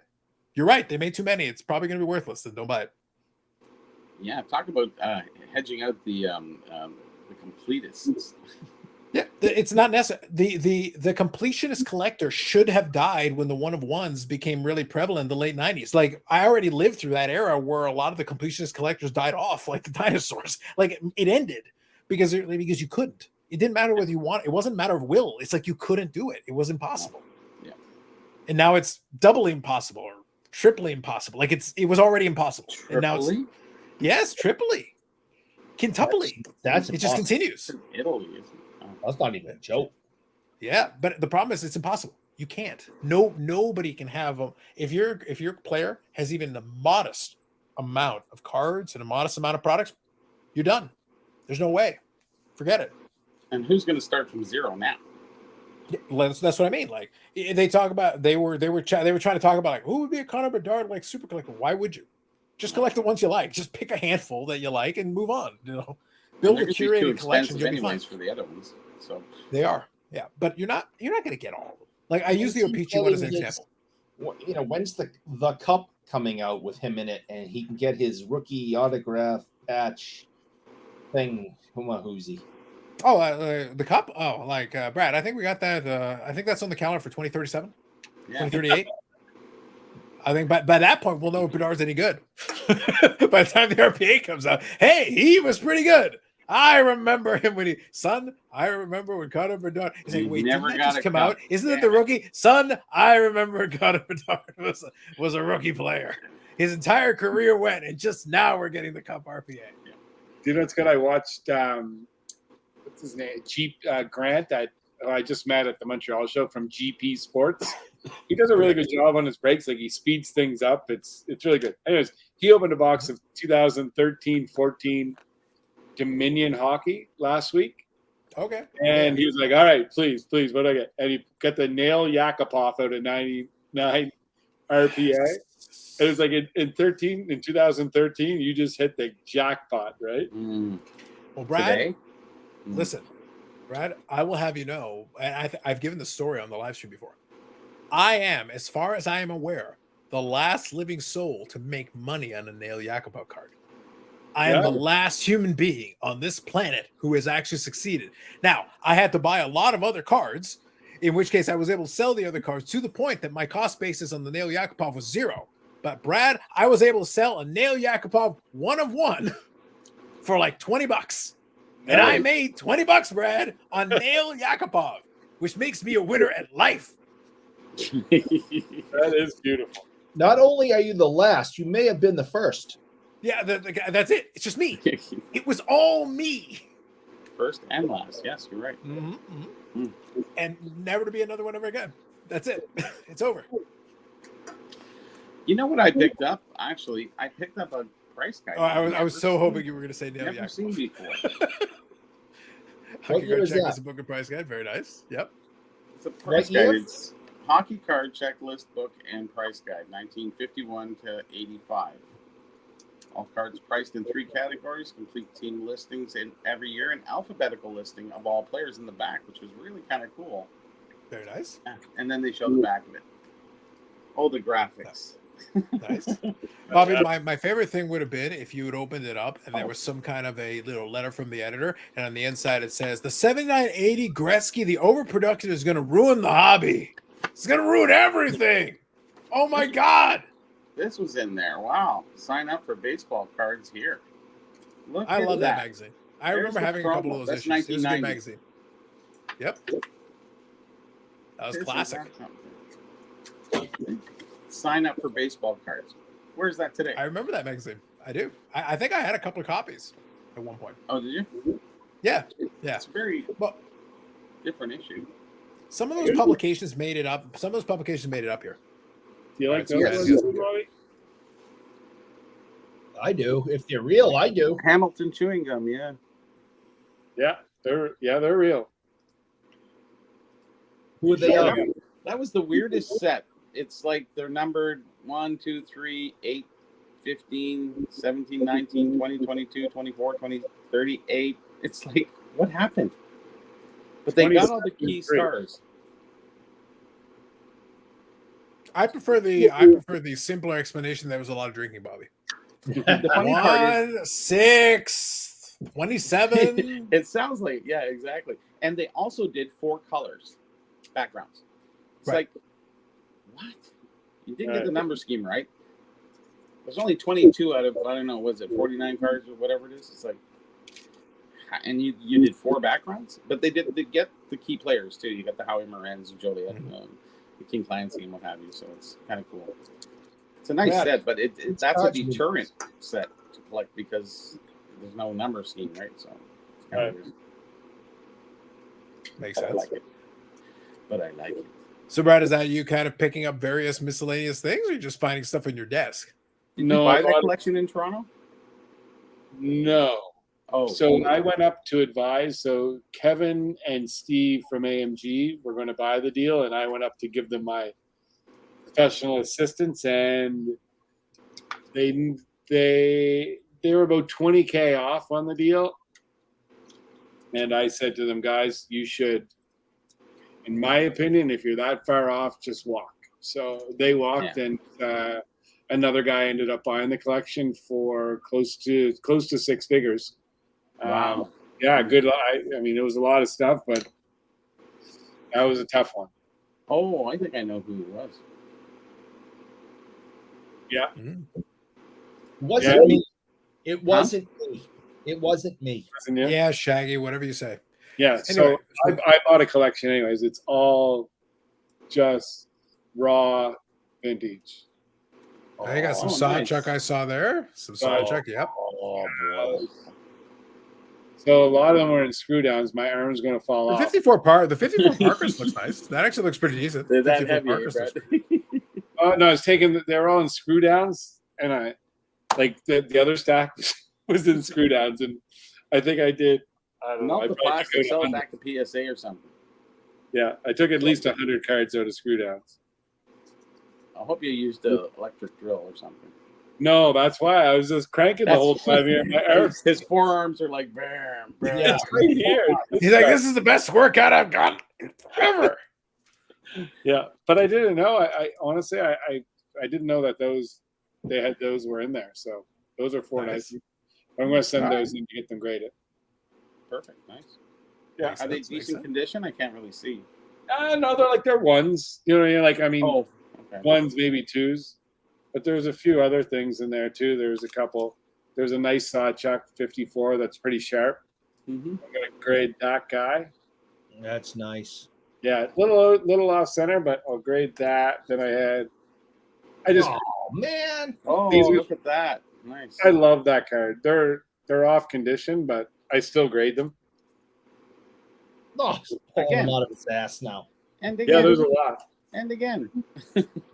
What a jerk. It just doesn't stop. Yeah, I got a fake one. Yeah, look at that. Yeah, Oh, look at. just Oh, we got Sawchuck. Oh my There's a God. lot. There's a bunch of Sawchucks. Yeah. I got like a chrome one. That's There as you go. close as I get. I love that card though. Looks I like it's 2-0 Oilers. Looks like it's 2-0 Oilers from the updates we're getting. Yeah, I Is like it this. really? I like Yeah. this a lot too. Apparently. But I would love to have an original someday. Maybe I'll save up and buy one in Toronto at some Brad, point. hint, nudge, wink. You need Oh, there you go. You need an original. You don't have a 54. That's that series that came out in 2090, whatever. Yeah. Yeah. Brad, he collects Boston Bruins. He doesn't even collect the real hockey Is team. it the Heritage? Like, what are you set? talking about? Counterfeit is counterfeit for life. Is that the Heritage set? So Yeah. real quick, I'll read CC's comment here. Which is worse, pulling the nail RPA or a Kobe Redemption auto card from a 2000 UD box? I pulled the Kobe Redemption a few months ago. That's unfortunate. Yeah. Alas, Kobe will not be signing that for you. So I don't understand what's going on. Like I have the game on live that I'm watching here. Josh is at least 30 seconds ahead of me. And this is bizarre. Are you watching it streaming or are you watching on a TV? Yeah, I got it on Hulu. It just depends on the stream is always delayed. Like Yeah. they may be like I'm sure Paul's watching it on a TV. Like he's probably streaming us and watching the game live. So it looks like it's 2-1 now. Yeah, So I'm Florida watching got one back. Lose. I just hope they keep it close. I just want it to be at least make it an interesting game, one way or the other. We'll talk to the Billy Rip and gimmick card and brought it back. Yes. Only a matter of time before we see the reverse negative and the 72 Billy Martin brought back. What's old is new again. Yeah, you run it through. Yeah, Josh watching on satellite. Yep. Yeah, you guys got to run out and get your fun face card. So the thing is, I don't have any moral objection to it. It kind of goes back to what I said a minute ago. Like, and this can be kind of a general discussion. Like I said, folks in the chat, if there's something else you want to chat about, feel free, hit us up with it. But I was listening to that. I was listening to that recent conversation I mentioned to you guys that Clemente Collector was having with Mike Baseball Collector and talking about grading and everything. And in all things, and this is part of the reason why I don't bother making too many videos about this anymore, because I feel like I've already said my piece. And it's the same general philosophy. I don't care what you do with your own money in this hobby at this point. I don't care because it's not my money. And it's also not affecting my collection. And when it comes to a lot, I feel like there's too many people out there who are like, well, I don't mind if people like do this. It's like, well, you shouldn't mind because it's not your business. Not to be overly rude about this, but the only reason why you would have a stake to be able to tell somebody how to collect their stuff is if you're funding it. If you're paying for it, then sure, you should get a say in it. Why not? Oh, you're wasting your money. That's fair enough. But if it's your money, if I'm collecting and I'm doing a certain thing and I'm buying certain cards, you want to tell me what to buy and what not to buy? Fine, then pay for it. If you're paying for it, then you can have a say in what I'm buying or not buying. Otherwise, not your concern. And that means you want to get all your cards graded? Fantastic. You want to get none of your cards graded? Fantastic. You want to collect but they overprinted. Great. You want to collect new? Great. Vintage? Great. A combination of the two? Fantastic. That's your problem. Great. However you want to do it. The only time it should matter to you is if it's your money on the line. If it's your money on the line, then you need to be satisfied with whatever it is, and then we'll go from there. I'm cool with it. But that was basically the issue I ran into with a lot of this stuff. So talking about this, the Billy Ripken gimmick, yeah, sure, go ahead, give it a try. At least it's something. You tried to add some kind of a short printed element to it. Again, it's an old gimmick. It's an old idea. We've kind of run out of new ideas unless you just want more taco fractors. There's only so much we can do. like we're out of ideas, man. We've exhausted it at this stage. So I thought it was great. I liked it. I don't like necessarily the different variations. Not really my thing. I wish it was just a short print with just the fun face and made it super short. Look, Brad, for me, the only qualm I have with this is if you're going to do it right, fuckface. Just do it. If you're going to do it, then do it. All right, the NHL's fixed. I Yeah, say fuck them. That's Yeah. garbage. Yeah. They That say was right here. Complete trash. Yeah, here it says this. It sounds like they called that one back. So you're saying the fix is in? They're trying to get McDavid. They're trying to get the McDavid pump going. What's better for the league? What's better for a team in Florida with a bunch of snowbirds down there cheering them on, or all of Canada? So what you're saying is they're willing to sacrifice Orlando and Ham to get the McDavid pump going. What a bunch of absolute trash that is. Clearly offside. I hate you so much. Clearly. Clearly. Yeah. I'm cracking that question for you. So question for you. So in general terms, other than the busyness and obviously, making some trips out to do some business related things, are you still just out and about working on your projects and collections? More of the same? Anything changed? Or is it just kind of business as usual on that piece? Yeah, no. Yeah, business as usual. Tons of submissions coming through the door. Going to get ready for November. Okay. I'm going to go to the National, and I'm going to go to Fanatics. I think it's FanFest. Yeah, I think it's FanFest. Yeah. And but the reason behind both of these, so me and Sherry are going to take our summer trip this year. Will be to Cleveland, so we're going there for 3 days work, 3 days to have some fun. Well, at least if you're going to go down there, make sure to visit Canton if you haven't already. Oh yeah, no, Canton's good. Canton's good. It was fun. I was there in 2000 and for the National. Yeah. 2000. They've updated Canton. I was there in 2018. Yeah. It's nice. It's really nice. I think they've done a really good job with it. Again, this is years ago now, but even still, not that long ago. But they did a good job with it. I thought they did well. The rock and roll. Man. Work is fun. Work is fun. Absolutely. I am the most fortunate person that I know. There's shit that we have to deal with, but every day I wake up looking forward to going to work. Oh, Brad, I don't know. Like Eric has like enemies that number in the millions, and he hasn't been brutally murdered in his own little rolling truck in Manila. Yeah, that's why I have to. That's pretty lucky. That's pretty lucky. I don't know. That's pretty lucky. Oh yeah.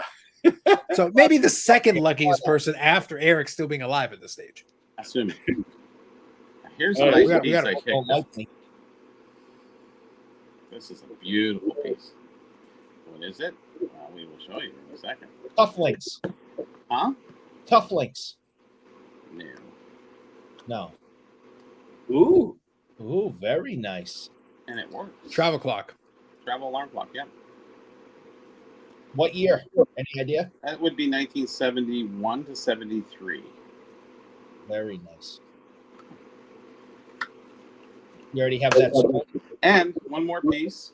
The piece de resistance is a program I picked up, signed by who? Bob Orr. Now, Bobby Orr, he actually rarely, in his early years, he said, this is from 1964. It was a tournament that he was at. And this lady, actually, her father was a scout, and he said, you should go over and get his autograph. But then he got to meet her later because of who his father was. And then she got him to sign it again because within the program, I will find it in 2 seconds here. She also got it signed inside and he actually wrote Bobby Orr. And look at the picture that's signed from the Oshawa Generals. Oh, that's awesome. And he's like 14, right? Yeah. That's pretty young crazy. there. So you got Bob Orr, and it's personalized, but even still to Elizabeth, Bobby Orr. Anyways, that's a pretty kicking piece, actually. What's that worth? Whatever anybody's willing to pay, Brad. $25. 50. Yeah. Keep going. 51.50. 51.50. Can I see you 60? You're in you're past 500, and you're probably a little below 1,000. There you go. Just because of the significance, it's actually you don't even need to get a LOA because of what it is and the circumstances around it. So Yeah, but I think I need to hear Rick's opinion on it. I think everybody Rick's wants opinion to is suffer absolutely critical from for the us to big understand three. what we're looking at. Trust me, Rick is the key. We get Rick on board, millions. I've heard that. Sky's the limit. Devek says, here's an innovative idea. Make beautifully designed and unique looking cards. How dare you? Outrageous. You mean like Lee? And the best. And the best exactly. Allen and Ginter. Actually, I've got a leaf. I've got a fun leaf thing that I saw on eBay today that you'll get a kick out of, that I think we'll have a little fun with here. Oh, wow. Best cards in the last 25 years are the Allen and Ginters. There you go. Okay. And then Black Box had a question here about the 72 Martin, and it was answered here. Give him the finger ever so politely. Kathy says, I had one just like that clock. Interesting. Oh, I don't think it was a Vancouver Canucks though. I bet you could have another Could be team clock Boston potentially. Bruins. Could Well, be they are just very a hard different to team clock. I think it's just the documented type. I after. think it's just the type of clock. I can't imagine that she had one with hockey on it, and but maybe I'm wrong. Oh, you're so wrong. Just They're general named out of wrongness. St. Louis, so Yeah, just general wrongness. Come on. Yeah. So they Josh, also you're made the speaking alarm business. clocks too. And I the see. top two bells were pucks, and then they had hockey stick timepieces on the front.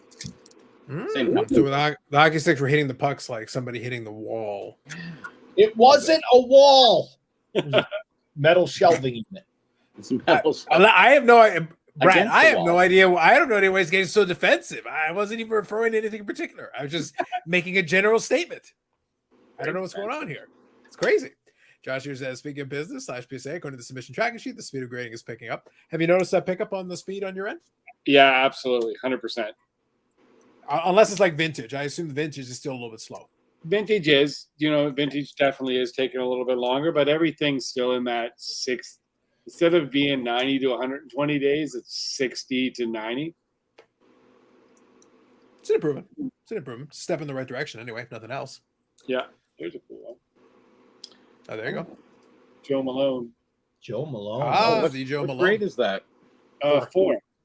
Whoa, that's nice. Nice.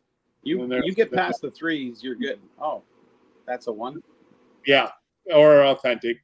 or authentic. Another Joe Malone. Wow. I like that. I like this. I hate to say it, but you're right, Eric.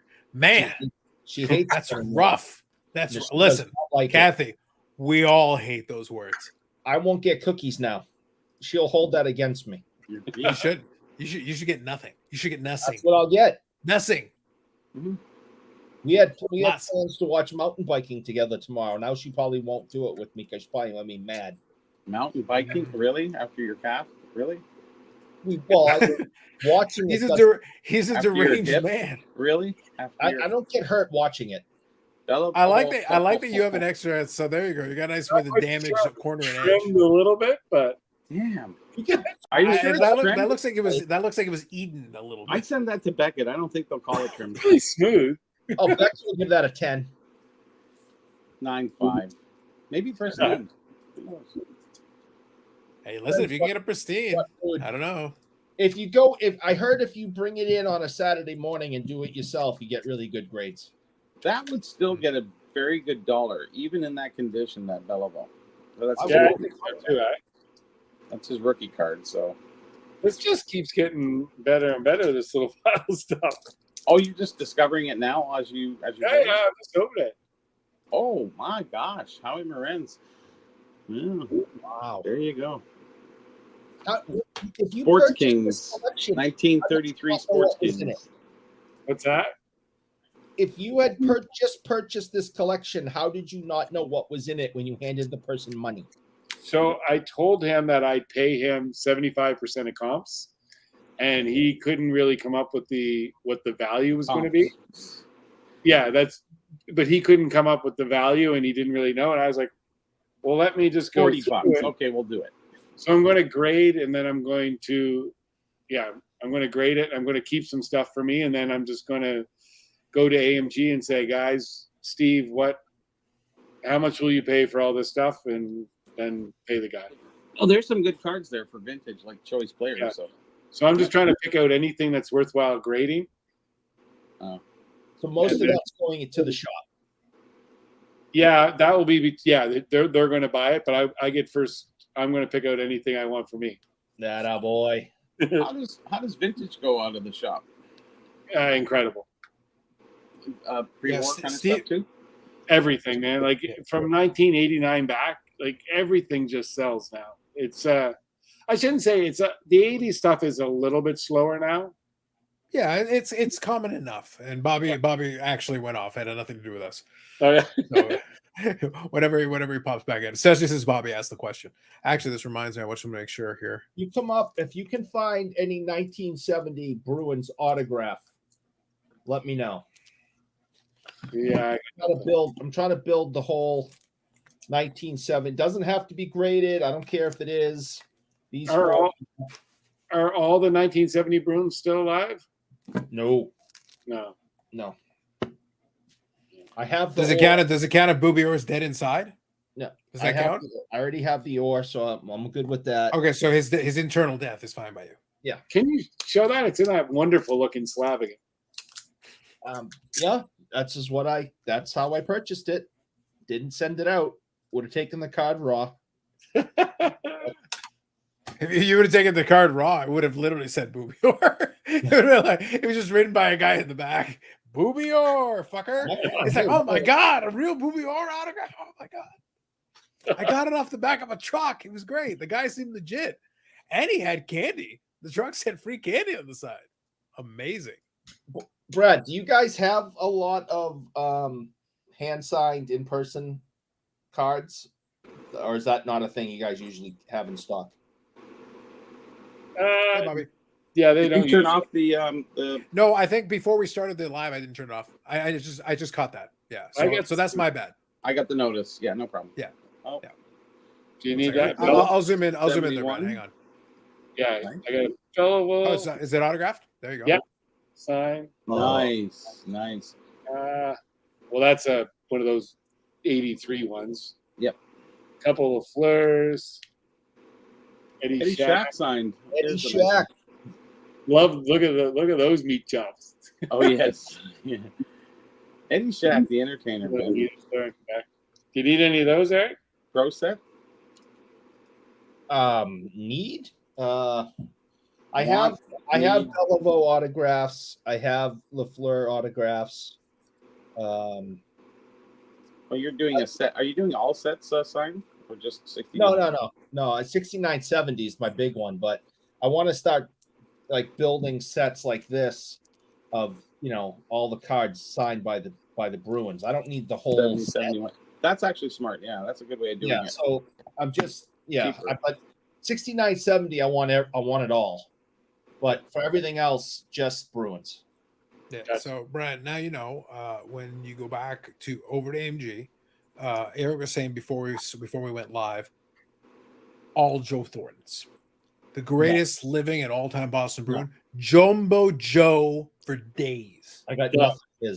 Endless Jumbo Joe. All the Jumbo Joes. I have nothing.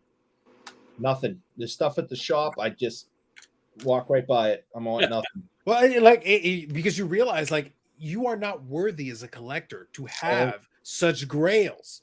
Yeah. Listen, Eric, Right. give us a little background on your favorite Jumbo Joe memories. Oh, sorry, your audio cut out. Don't worry. I remember from our conversations. I remember them very well. So, Brad, I'll share some of the stories. So, Eric, basically, when Joe Thornton started up in the league, Eric, literally, unfortunately, he can't show you because he's getting it refined. He's got a Joe Thornton face size tattoo all over his back. It's a lot. I can't see that. The whole thing with Marcel's a little disturbing. I don't know if Marcel's ever seen the Joe Thornton portrait on Eric's back. It was a lot. He was asking, but Eric literally he goes to sleep at night. And unfortunately, we had a nice conversation with Kathy. We had a conversation with his wife, and he screams Joe Thornton in bed at night when he's waking up. It's a lot, Brad. It's very intense. It's very intense. That's why I say give the man a break. Give him some Jumbo Joes. That's all he wants in life. He's compensating with the Lemon. He's trying to weed himself off. The Booby Orrs, the Ray Borks, lesser Bruins, Milt Schmidt, bottom rung. All these Irrelevant people. Jumbo Joe, though. That's all he cares about. He would give it all up right now if he could have the elite Joe Thornton collection of all time. And Eric agrees with me 100%. Like he's on board with everything I've just said. You notice he hasn't even given a single peep of protest. He's all just quiet. Yeah, he's absorbing the truth of my words. The truth is absorbing into his soul. It's almost healing. It's healing his calf muscle. Just the truth. It's incredible. It radiates. It's really a lot. That was very poetic, Eric. I felt you channeling all your feelings so that I could articulate them for the audience. It was great. I'm glad they got rid of him. Yeah, you couldn't stand that kind of closeness. It was too much. The flame was burning too hot. It was too intense. You all needed a little distance. Need a little calmness, you know. Bobby's just smart, Eric in the same sense, right? How go great in the Jumbo Joe? Well, it is Hal fucking Gill. Let's face it. Hal fucking Gill. You know, that's top tier. That's right. I love it. They only use Brad for SB Signature Legends. Hal fucking Gill. That's all that matters.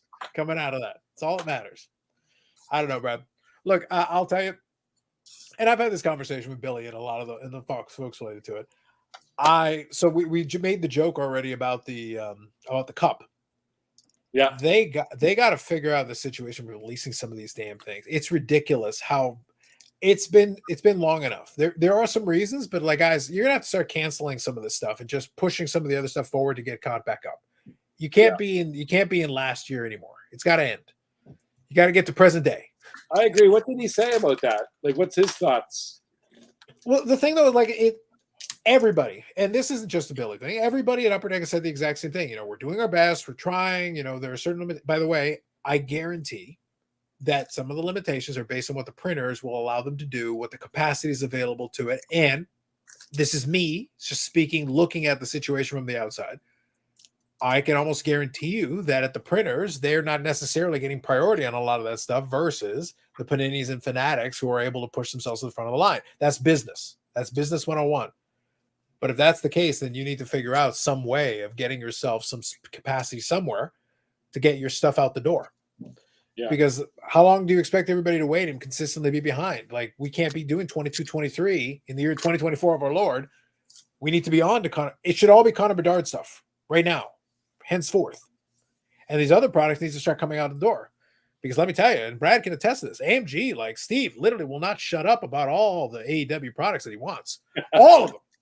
Like, he just will not be quiet about the AEW product. It's atrocious. It doesn't end. But by the way, Brad, I say this with all seriousness. It's like, when AEW Black Diamond comes out, don't call me.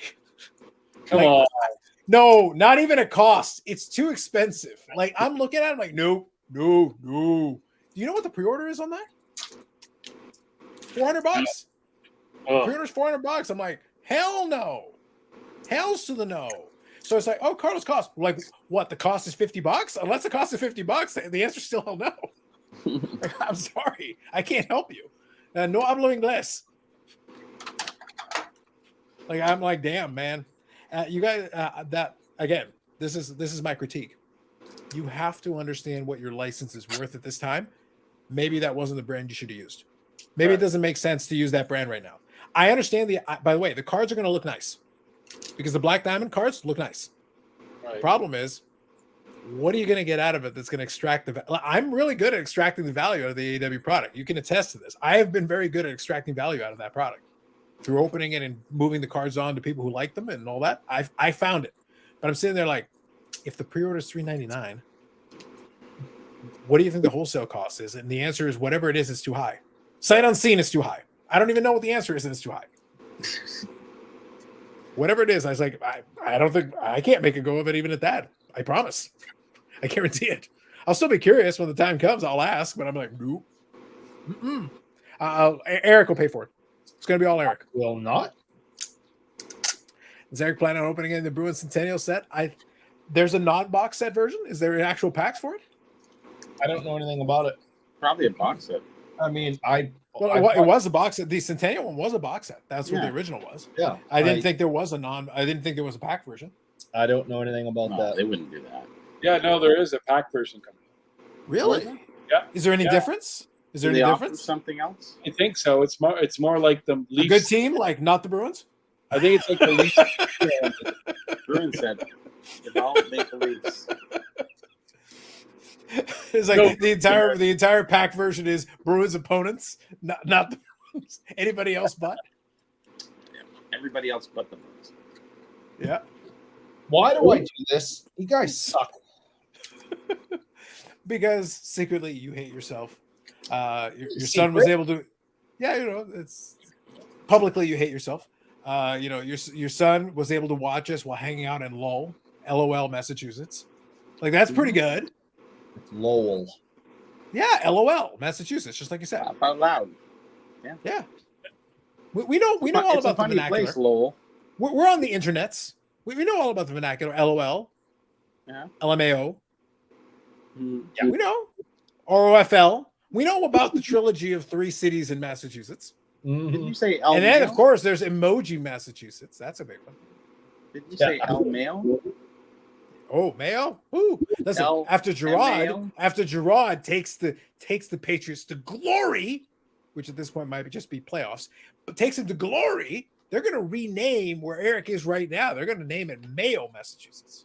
He's going to be in the epicenter of Mayo, Massachusetts. He's going to be the mayor of Mayo, Massachusetts. There is a Maynard, and there's a that wouldn't work. Maynard is like the closest to that, I guess. Do you have a football coach who's Mayo? Right. It's like he's putting it on a T for me.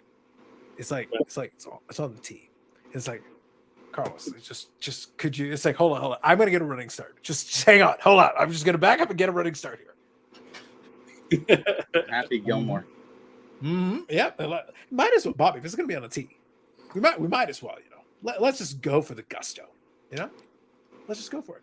I think that'd be fun. Anyways, I knew nothing of a non-box set. It seems like Brad is aware of it. And it seems like Josh is aware of it. I'm hoping for their sake, like in all seriousness, I'm hoping for their sake they added something to it to differentiate it from the box. I hope so. Anything, something. I don't care. Because there's really there's no reason to buy it. Yeah, you got to add something to it. Like, I don't know, maybe you need another parallel. Maybe you need some other inserts. The Reggie Lemon, Just one more retroactive collection. And the best part is you could literally have in the Boston Bruins Centennial set, you put the Reggie Lemon card, and every single one of the cards is the same photo of him in Calgary. Oh, sorry, Atlanta, whatever. One of them. You take the one that Leaf uses, and that's the one you use in the Boston Bruins Centennial set. You never show him in a Bruins uniform. Even though you have the license, you put him in either Calgary uniform or an Atlanta uniform, as God intended. Oh my God. It's disgusting. I hate Leaf so much. Would you feel better if Upper Deck was able to put some nice foil, some shine on it, and then they got a leprechaun? No. I don't want leprechauns on my Reggie Lemon cards. It sounds to me like you do. I feel like the way it has moved your soul.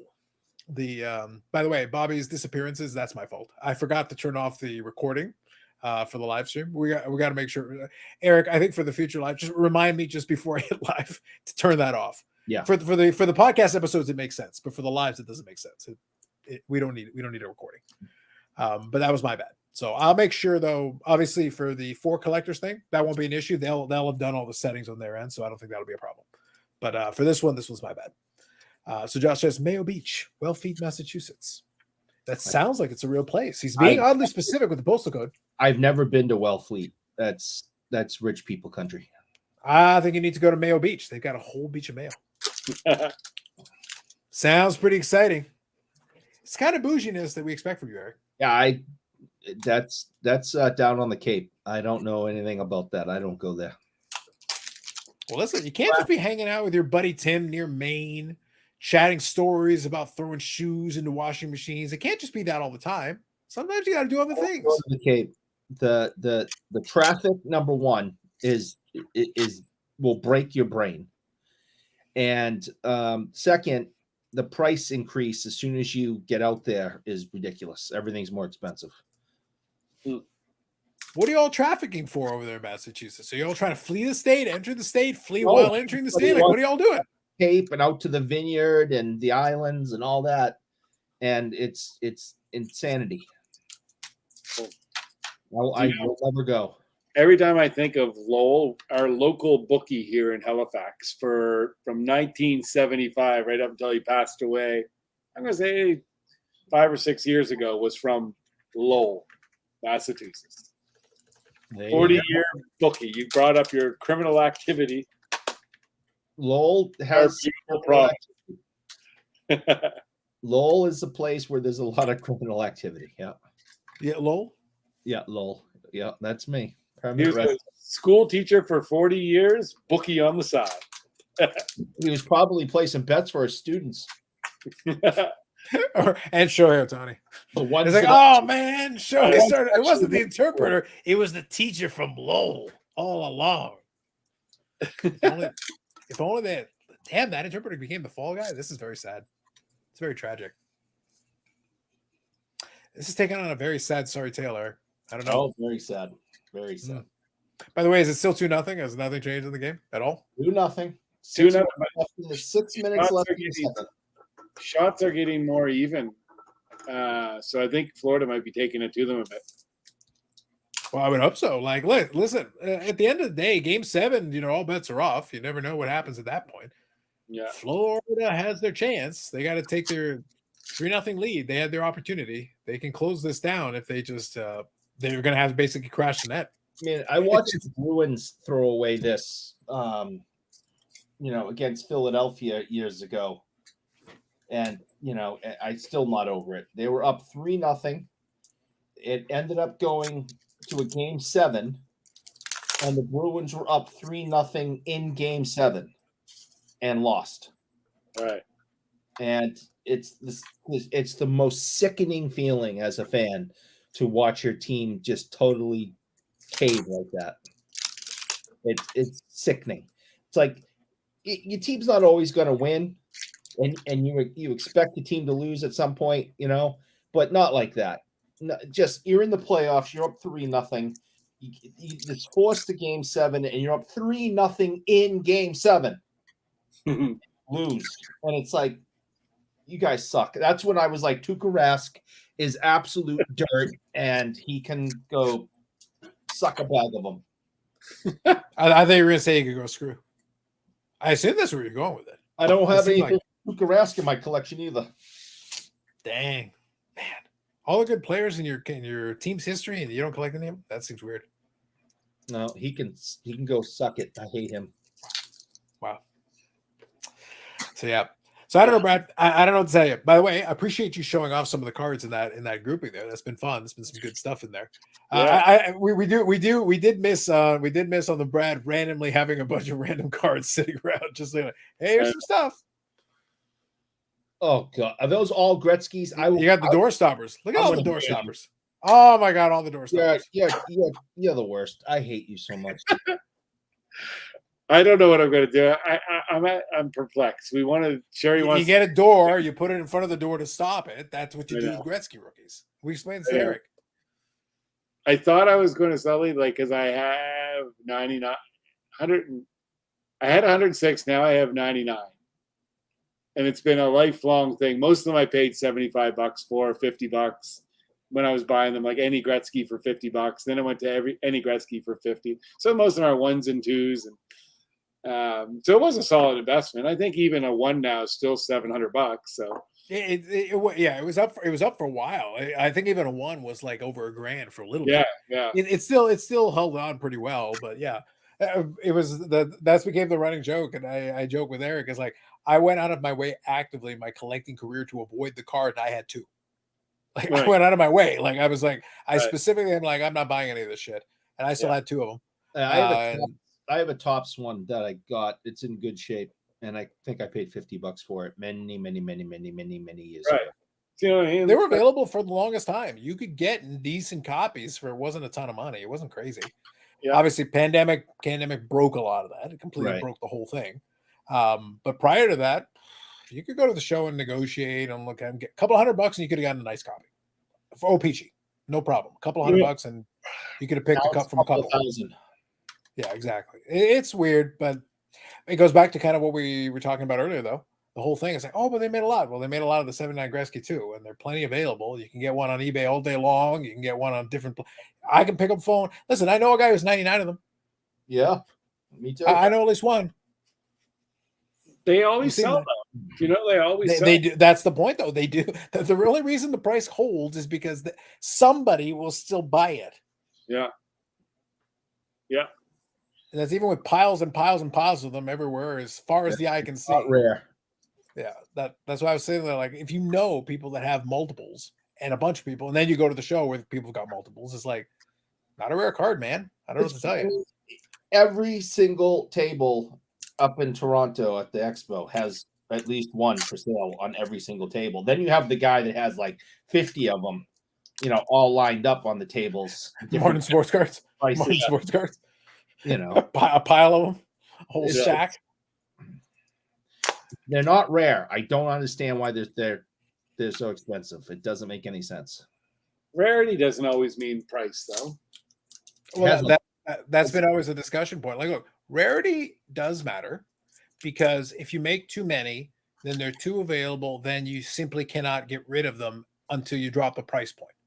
Yeah. But if demand is more important, yeah, all things being equal, if I get enough demand, oh, I made 1,000 of them, great. If 5 million people want them and are willing to pay for it, then it's still rare relative to the demand. Right. There's still enough demand to make it work. But I could have 10 of them, but if 2 people want one, then I've got 8 just sitting there rotting. Doesn't do me any good. There's only 10 in the world. Great, but only 2 people want one. Doesn't matter. Yep. 89 Upper Deck Gretzky is not rare. The PSA 10 is an artificial rarity. Yep. Now, what's funny is I've had 2 Gretzky rookies and I haven't had an 89 Upper Deck Griffey. At some point, I probably will grab one just for the sake of having it. But it's like, but it is ubiquitous. Like there's a million plus of those things lying around. Like literally a million plus. They're ubiquitous everywhere. Like so what grade do you want it in? Like, right? I don't know. But anyway. All right, so what we're going to do tonight, folks, and Brad, this actually worked out great because tonight is going to be a truncated episode because I wanted to make sure we gave everybody a chance to turn it around. So any last thoughts or topics in there, we can throw that in. Appreciate you coming on and joining us. No, I know. Fun. Been a little while since we've seen you. Eric appreciates you more than anyone else. Listen, Eric, listen, why don't you tell Brad how much you appreciate his presence here joining us tonight? Come on. I sent you something in the mail. Eric is speechless. Eric's appreciation can only be measured in the appreciation he has for Joe Thornton. The only thing he enjoyed more, like the only time tonight that he was feeling it that way was when he was discussing his favorite hockey player in the world, the greatest living or dead Boston Bruin of all time, Jumbo Joe Thornton. The only person he appreciates on that level, and Hal fucking Gill, is Brad Harlan. All you, Brad. It's all you. See, Eric is all about it. He's feeling it right now. Like he's emotional. He's thinking about it. He'd come around. No problem. Yeah. It was crazy. You think, it's pretty crazy. That's a lot. Eric, I appreciate you. Like it takes a big man to really show that kind of a bro appreciation. All the way from bowels of Lowell, Mass. Home of Jack the Bookie. I love it. Right. That's right. All right, boys. Well, I'm going to jump off then. It was great chatting with you guys. Look forward to listening tomorrow night, or probably Sunday. Actually, I think I'll hit the wall. I have to work for the day tomorrow. So, when you want me to mail your stuff? It doesn't matter. I'll send you. Just tell me. Yeah. Okay, so like. Yeah, you can send it, but just make sure you send me the total of what I owe you for shipping it. Yeah. Perfect. So ship it out anytime. Okay. I do appreciate that. Or just get on the private jet and fly it down, you cheap bastard. Get on with it. Yeah. I need my 9.8 Smurfs. Yes. We're talking grails here, man. We're talking grails. Oh, you know what? I just thought about something, Eric. That PSA 10 Brendan Gallagher, that was my uncle. I bought it for him. Huh. Mm-hmm. That's who wanted that. He was a big Habs fan. Oh, Eric too. Huge Habs fan. The only thing he loves more than the Habs is Joe Thornton. Oh God, yeah. Yeah, there's a lot of it, man. A lot of it. But again, Brad, condolences. I appreciate you joining in and chatting. Don't be a stranger. We'll catch you again down the road here, and then we'll definitely chat. But if you are going to be coming down to Toronto, then yeah, hit me up, and we'll definitely hang out while we're down there for sure. Love it. All right, thanks, guys. All right, buddy. Good. Have yourself a good night, Brad. Take her easy.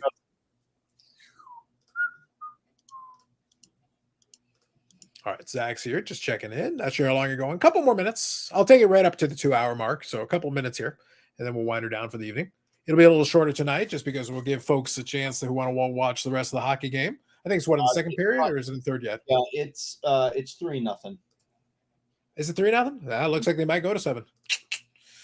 Looks like Flo Rida ran out of gas. There's a minute 36 left in the second. All right. Well, we'll see. One more period, but it looks like it's pushing for that game 7, so it might drag out into Monday. We will get a resolution then, one way or the other. Yeah, I don't see how you come out of a 3-0 hole, but anything you got to play the full game. You never know. That is fair. So I'll mention again, just to touch on it here at the end, is that like I said, I'll update the description after we finish up here. I'll update the description to get the link to the newer Hobby Palooza video, and that one will cover 2 things. It'll cover where you can get the playlist, so if you want to watch the stuff leading up into it, you'll be able to check that out. It starts tomorrow in the morning, so that'll be going all in the evening, and we'll be starting up around 10. And I've got the link and everything and all that, so I'll make that available to the folks here.